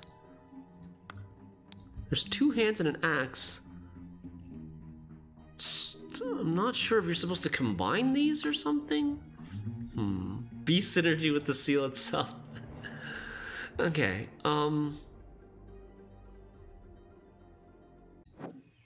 Oh, okay. An unfinished croquet match on a field, on a grass field. Chrysanthemum bushes, rose bushes. The London Gazetteer, May 11th, 1792. Who will be the new prime minister? Election results. New Order Party. Moderates. Loyalists. New Order Party. Loyalists. Moderates. The New Order Party have the most MPs, but it is clear the 2 old parties will form a coalition. This means either Loyalist leader Blanchard or moderate leader Valentine will become the prime minister, leaving Lazarus Hearst and his party in the opposition. So Lazarus Hearst is the leader of the New Order Party.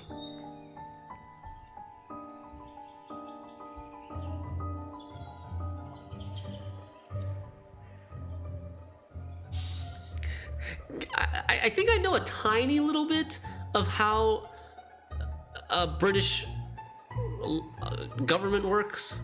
I think I know a tiny little bit that, like, they need to form a majority. But here there's 3 parties and none of them have a majority.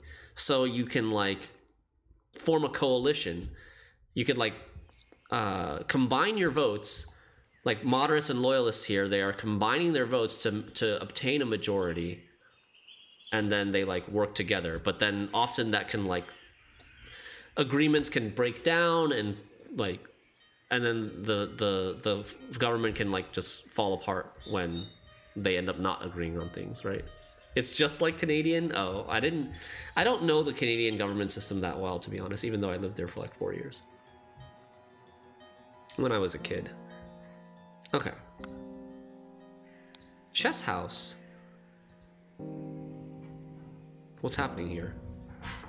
Why do we need to see this? There's a game going on?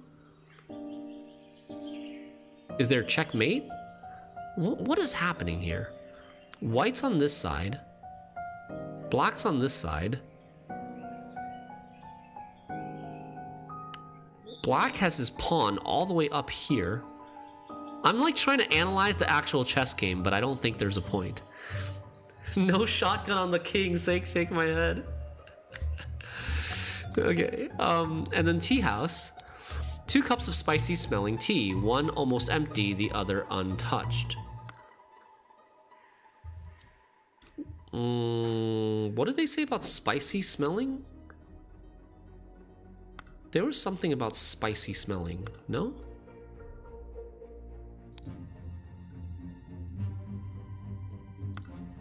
Crap. Oh, a spicy smelling ornamental box. Okay. All right. This also goes outside. Okay. So last, we have the testimonials. I'm glad I came to this last. I accidentally clicked on it first, and it seems like something that you might want to start, you might want to come to last after you've identified like most people and figured out what's going on here. Okay, Leopold claims that he had a glass of sherry with James in the library and became drowsy. As he was falling asleep, he saw the Lemurian observing him through the glass door.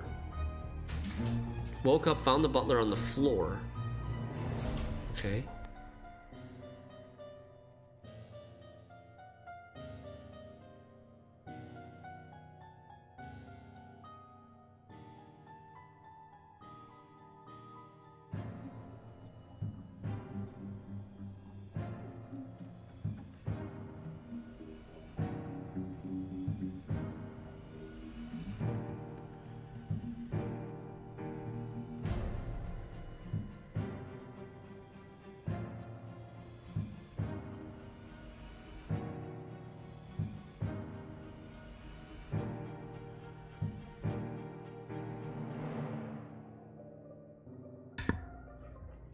Okay.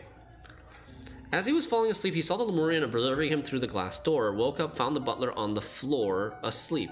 Him? Woke up the butler, entered the salon, found the body. Upon inspecting the weapon, deduced that the Lemurian was the murderer, instructed the butler to raise the alarm. What does James say? He drank a glass of sour sherry with Blanchard in the library in the morning. Blanchard. So Blanchard is Leopold. Blanchard is Leopold, and he is the leader of the whatever party.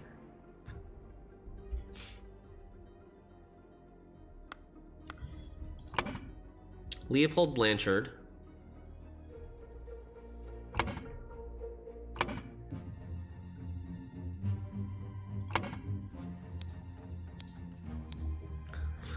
Then he went to the chess house where he found Lord Alistair and the butler. Lord Alistair. That's Alistair Cock, right? The general and the butler. Ordered the butler to clean up the library and get rid of the bad sherry. Spent the rest of the time playing chess with Alistair until the alarm was raised. Note, as the master of the house, he led the interrogation of the suspects. He led the interrogation of the suspects. Okay. Okay, let's see here. The location of each suspect when the body was found.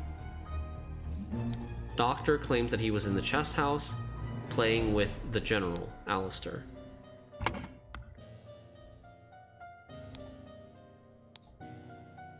Leopold claims that he was with the butler in the salon, right? He found Leopold and the butler found the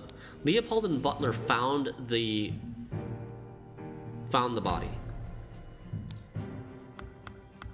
Okay, so salon is the butler and salon is the loyalist?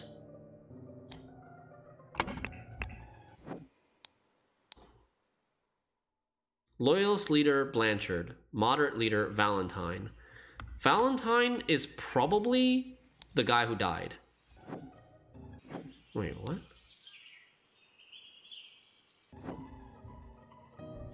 Valentine is probably the guy who died. Augustus Valentine is my guess, is his name. I'm gonna mark that for now. Not super sure about it. Okay. Gideon claims that He played croquet with Ergen in the morning. Who is Gideon and who is Ergen? Okay, anyways. Wait, what did he say about... I hope James did not notice me when he was leaning over Leopold. I hope James did not notice me when he was leaning over the sleeping Leopold. Leopold said he had fallen asleep.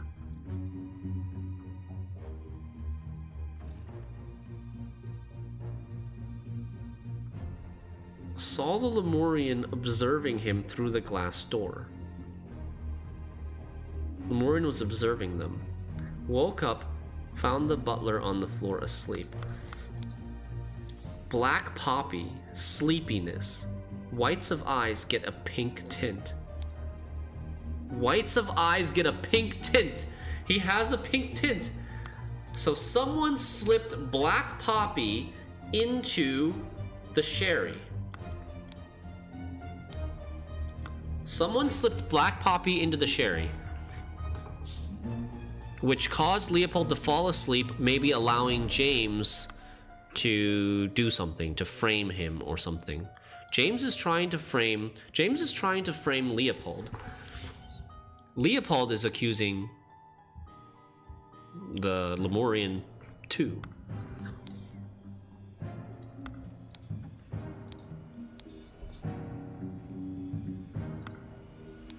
Okay. Where is... Slightly difficult to understand what he says, potentially because he has challenges with our language.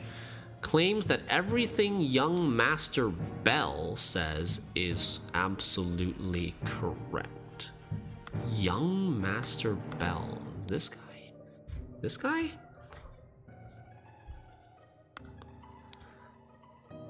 So, Ergen 2 is his name. I'm right? Okay. Alistair, the general, claims that in the morning he practiced chess at the chess house and educated the butler on his lack of military training. Educated the butler on his lack of military training.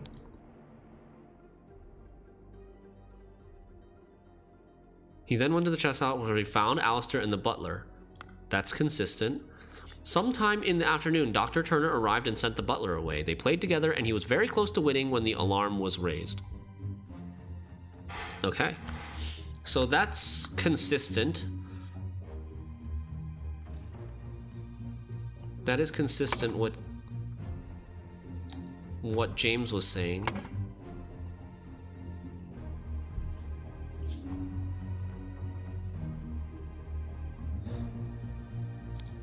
So James said in the morning he was drinking sherry and then went to the chess house to play with the general. Billiam claims that planted and pruned all morning by the chrysanthemum bush. Saw the young gentleman and the foreigner leave the croquet. The young gentleman and the foreigner leave the croquet and go behind the manor. In the afternoon, moved to the rose bush. From there, saw Lord Augustus leave the fountain at around noon. Continued his work on the roses until the alarm was raised by Mr. Hill. Mr. Hill is the butler. Okay. Augustus Valentine.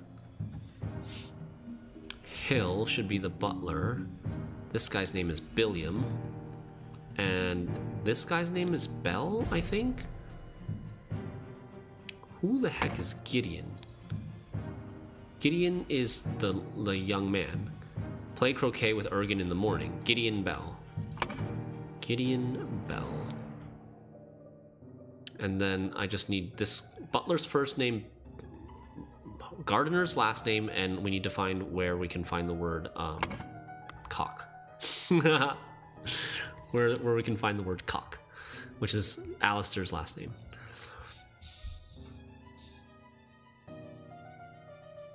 He has such a billion face. Podrick served Lord Alistair in the chess house. Podrick is the name of the butler. Served Lord Alistair in the chess house in the morning. His master arrived and instructed him to dispose of the spoiled sherry that he and Lord Leopold had drunk, and then go to assist Mr. Spade in the garden. Okay, so we've got Spade, Podrick. On entering the library to take away the glasses, found Leopold asleep. Suddenly was overcome by dizziness and fainted due to his weak heart. Was woken by Lord Leopold and instructed to raise the alarm. Then saw the deceased lying in the salon.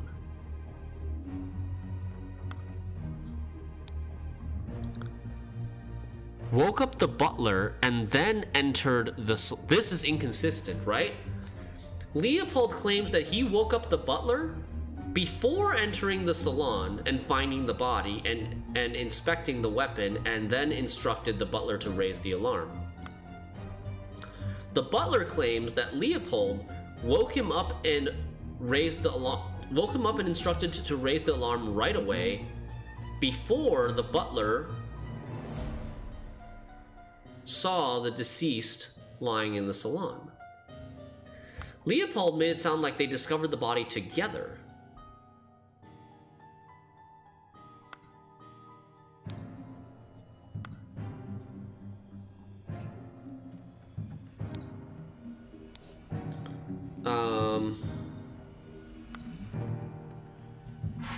Who's Gideon again? Oh, Gideon is the boy. Played croquet with Ergen in the morning. They got bored and went to drink tea in the tea house. Ergen drew his attention to the interesting design of the chess house. Saw Lord Alistair Cock lecture the butler. Saw Master Turner come to the chess house and send the butler away, just as Ergen was remarking on the beauty of the chess house. Saw Lord Alistair leave the chess house and return shortly afterwards. Huh. So Lord Alistair slipped away for a little bit.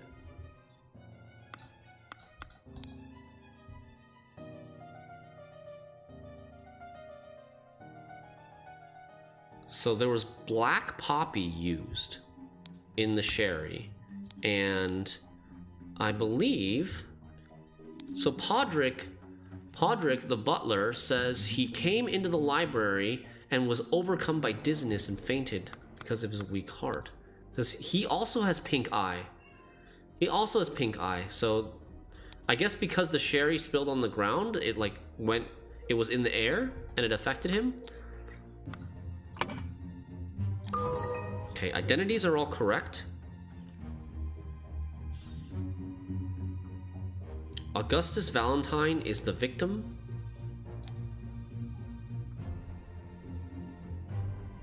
The blank is the murder weapon. The boomerang seems to be the murder weapon. It's got blood on it, right?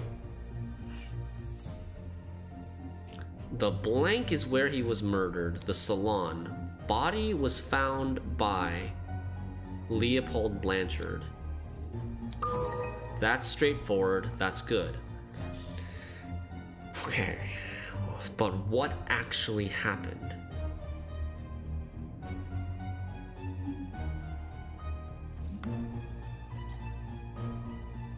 It sounds like the butler was actually in the library when the loyalist Leopold found the body.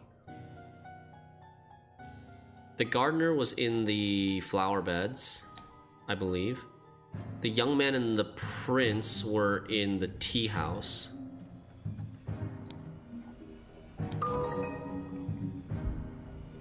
Okay. So the person who is lying is the loyalist, right? The one person whose story doesn't add up and isn't consistent with the rest is Leopold's story. This part. But this is... But he could also just remembered incorrectly. We still don't know who put the black poppy in the sherry. We don't know who put the black poppy in the sherry. Because that should be... That person should actually be the murderer. Whoever put the black poppy in the sherry should be the murderer. And... Okay.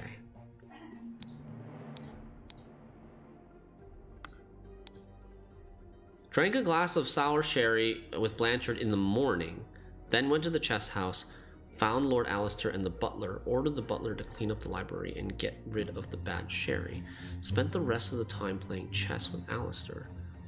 So the butler came to the library after Leopold had already passed out. As he was falling asleep, he saw the Lemurian observing him through the glass door. When he saw the Lemurian observing him, James was still there. And James was leaning over Leopold.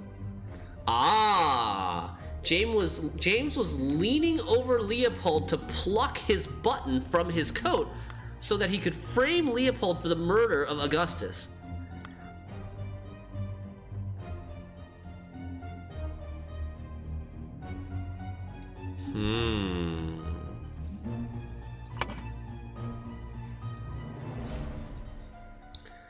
Early in the morning, somebody drugged Leopold Blanchard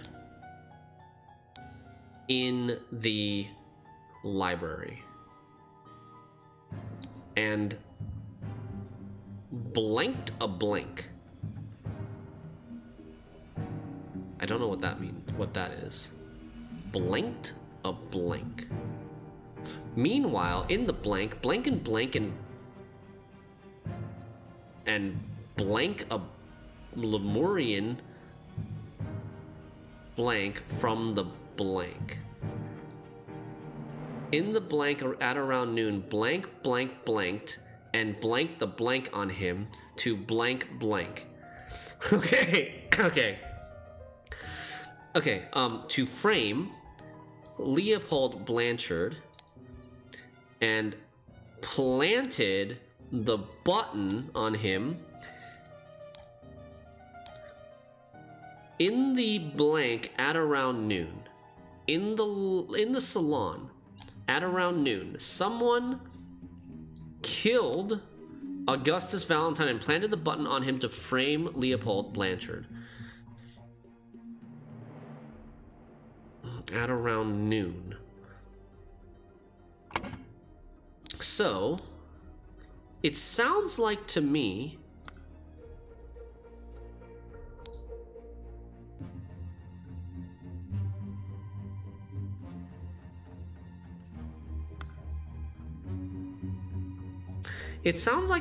that the General Alistair was actually the one who might have murdered him, but he was in cahoots with James Turner. Because they observed Master Turner arrive to the chess house and was still there the whole time, but Alistair was the one who left for a little bit. What did Ergen say? Nothing? Everything young Master Bell says that is absolutely correct. So Ergen backs up what Gideon says here. Played croquet in the morning, they got bored, went to drink in the tea house, drew his attention to the interesting design of the chess house, saw Alistair lecture the butler, saw Turner come to the chess house and send the butlers away. Just as Ergen was remarking on the beauty of the chess house, saw him leave and come back. Alistair claims that in the morning he practiced chess at the chess house and educated the butler on his lack of military training. Sometime in the afternoon, he arrived and sent the butler away. They played chess. They played together, and he was very close to winning when the alarm was raised. What does James say? Went to the chess house, ordered the butler, spent the rest of the time playing chess with Alistair until the alarm was raised. As the master of the house, he led the interrogation of the suspects. I think James and Alistair are in on it together. What did the gardener say? Planted and pruned the morning by the chrysanthemum bush, saw the young gentleman and foreigner leave the croquet and go to the manor. In the afternoon, moved to the rose bush, saw Augustus leave the fountain at around noon. continued his work on the roses until the alarm was raised by Dr. Hill. At around noon, blank killed blank. So I'm leaning towards Alistair killed Augustus. What happened in the middle here?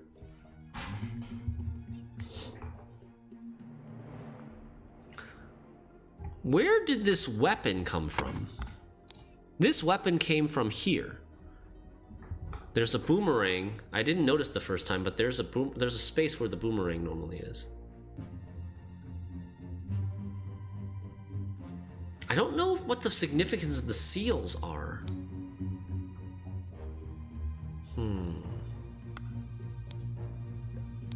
A clean war club.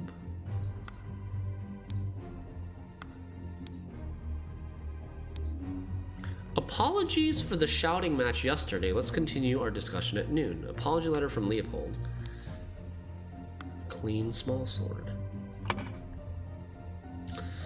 Early in the morning, James Turner drugged Leopold and blanked a blank and stole a button. Okay. That makes sense. Meanwhile, in the blank and blank and blank a Lemurian boomerang from the salon?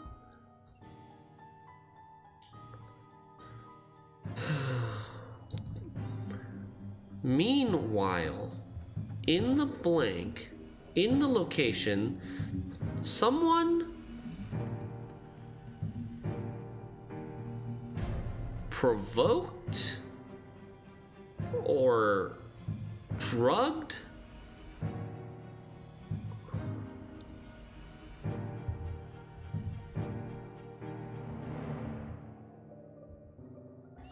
I think it's like, meanwhile in the library, someone drugged Podrick Hill and stole a Lemurian boomerang from the salon. But I don't know. Okay. Part of my confusion is, how did this guy get drugged? How did the butler get drugged? Because you would have to drink this to get drugged. You can't just get drugged from the aroma of the sherry. Because if that were the case, then James would also have passed out, right?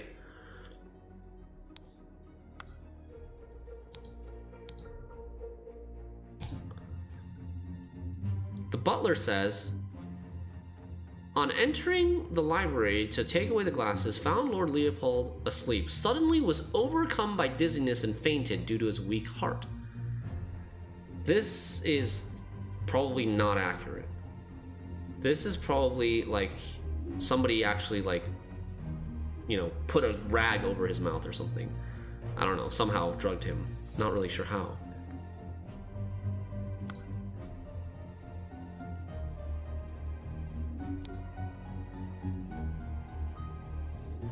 Butler sees this opportunity to take the sherry, yeah.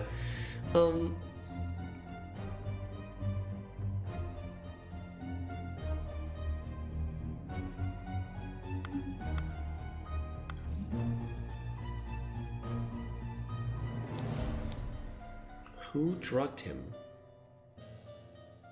Alistair drugged him? Because Alistair was the one who left, right? Yeah, everybody else has alibis. The Gideon and Ergen were in the tea house. I guess Billiam doesn't really have an alibi. Nobody really saw him.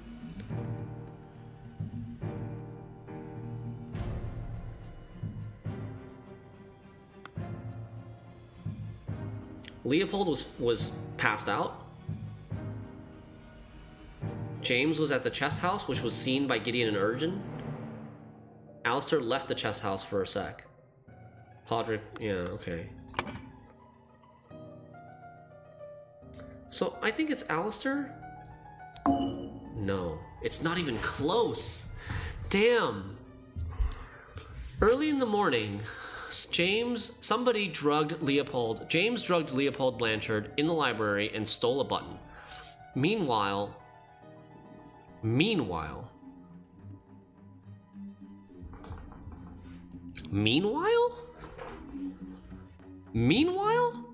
what? Huh?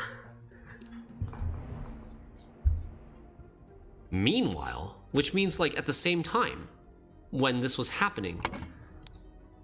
I hope the host did not notice me when he was leaning over the sleeping eye patch gentleman. Okay, so actually, wait. At some point,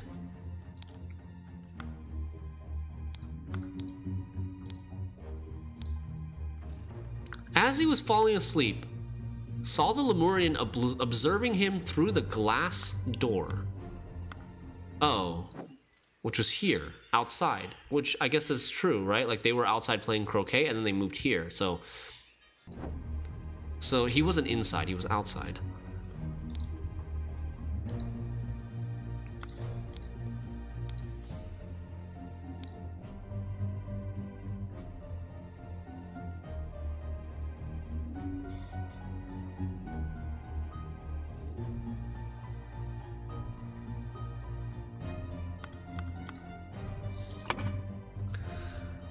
Meanwhile,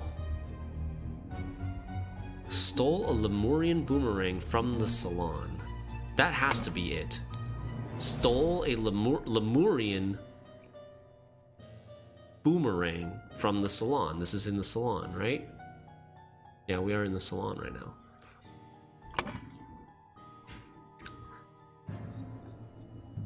So, is this all wrong?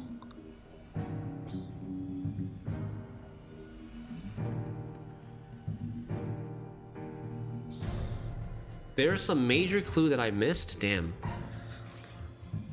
Like I feel like the first part and the third part should be mostly correct. James Turner drugged Leopold Blanchard in the library and stole a button.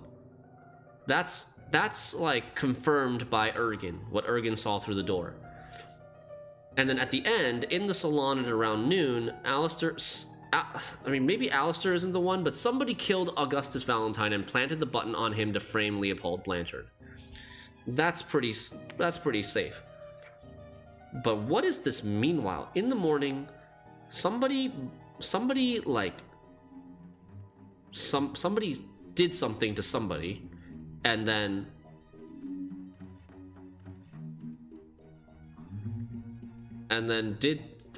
did something to a Lemurian item from the salon. The item should just be the boomerang. That's the only thing that's missing, is the boomerang. Unless... no.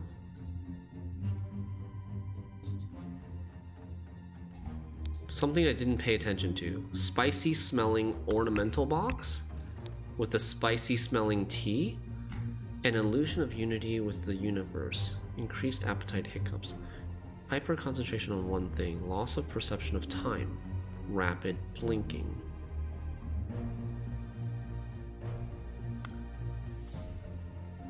Oh my god, rapid blinking. Rapid blinking!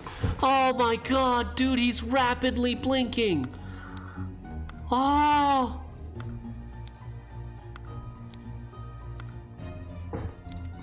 Okay, so these two people were drugged with Poppy.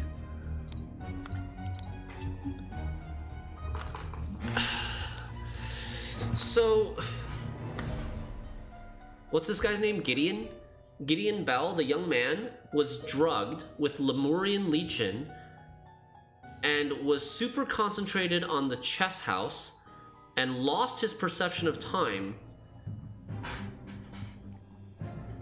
Surge of energy, vocalization of all your thoughts, twitching aggression. Okay. Okay, so meanwhile, in the tea house,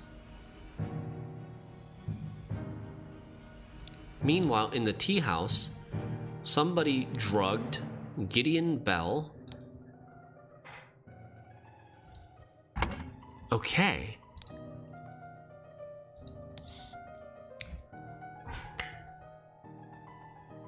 So Ergen drugged Gideon, and Gideon was focused on the chess house completely and didn't even realize that Ergen had left.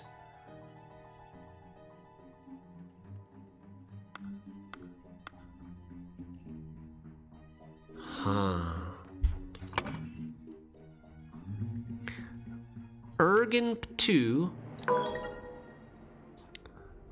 drugged Gideon Bell and stole a Lemurian seal from the salon, not the boomerang. He stole a Lemurian seal from... The scroll has been fulfilled. Brotherhood members Alistair and James plotted to turn the ruling moderate and loyalist parties against each other. Over the course of a weekend at James's manor, Alistair murdered the moderate leader and James framed the loyalist leader. The clue was the 12 seals, and if you check, there are 11 left. Oh, the seals of the 12 Lemurian clans, and there are 11 left. And that's why I was like, how come this symbol is not up there? I would think that if he's from a Lemurian clan, his symbol would be up here, but it's not. That part it didn't click to me that there were only 11 here and he stole one of them.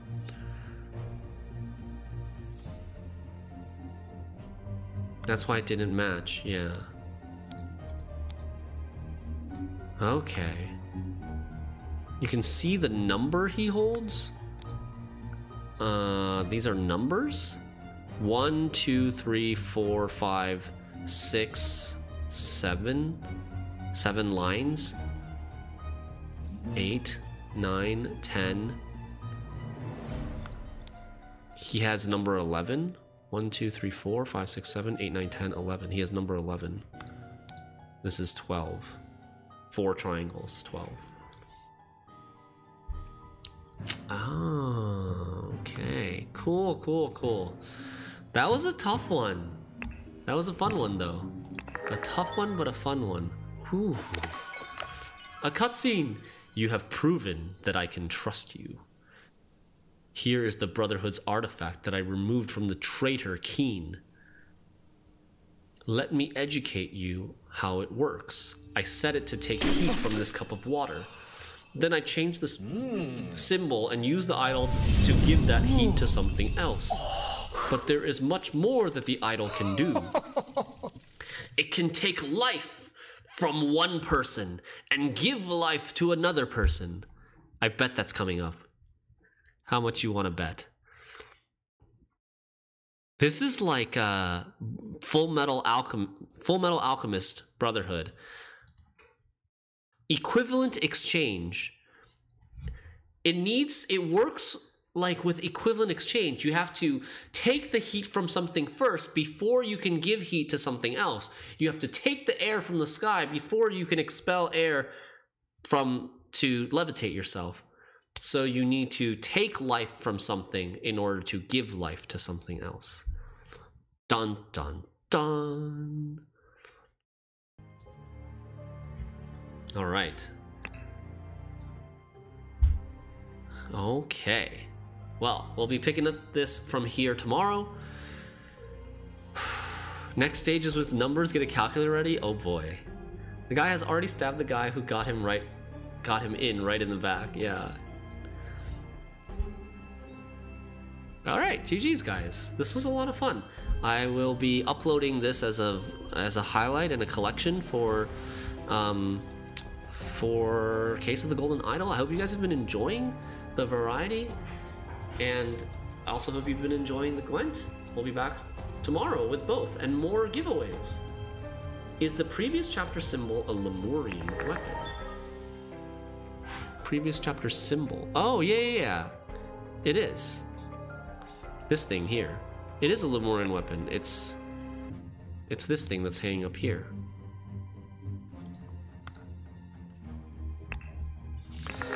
Oh boy, okay. Yeah, it's pretty cool.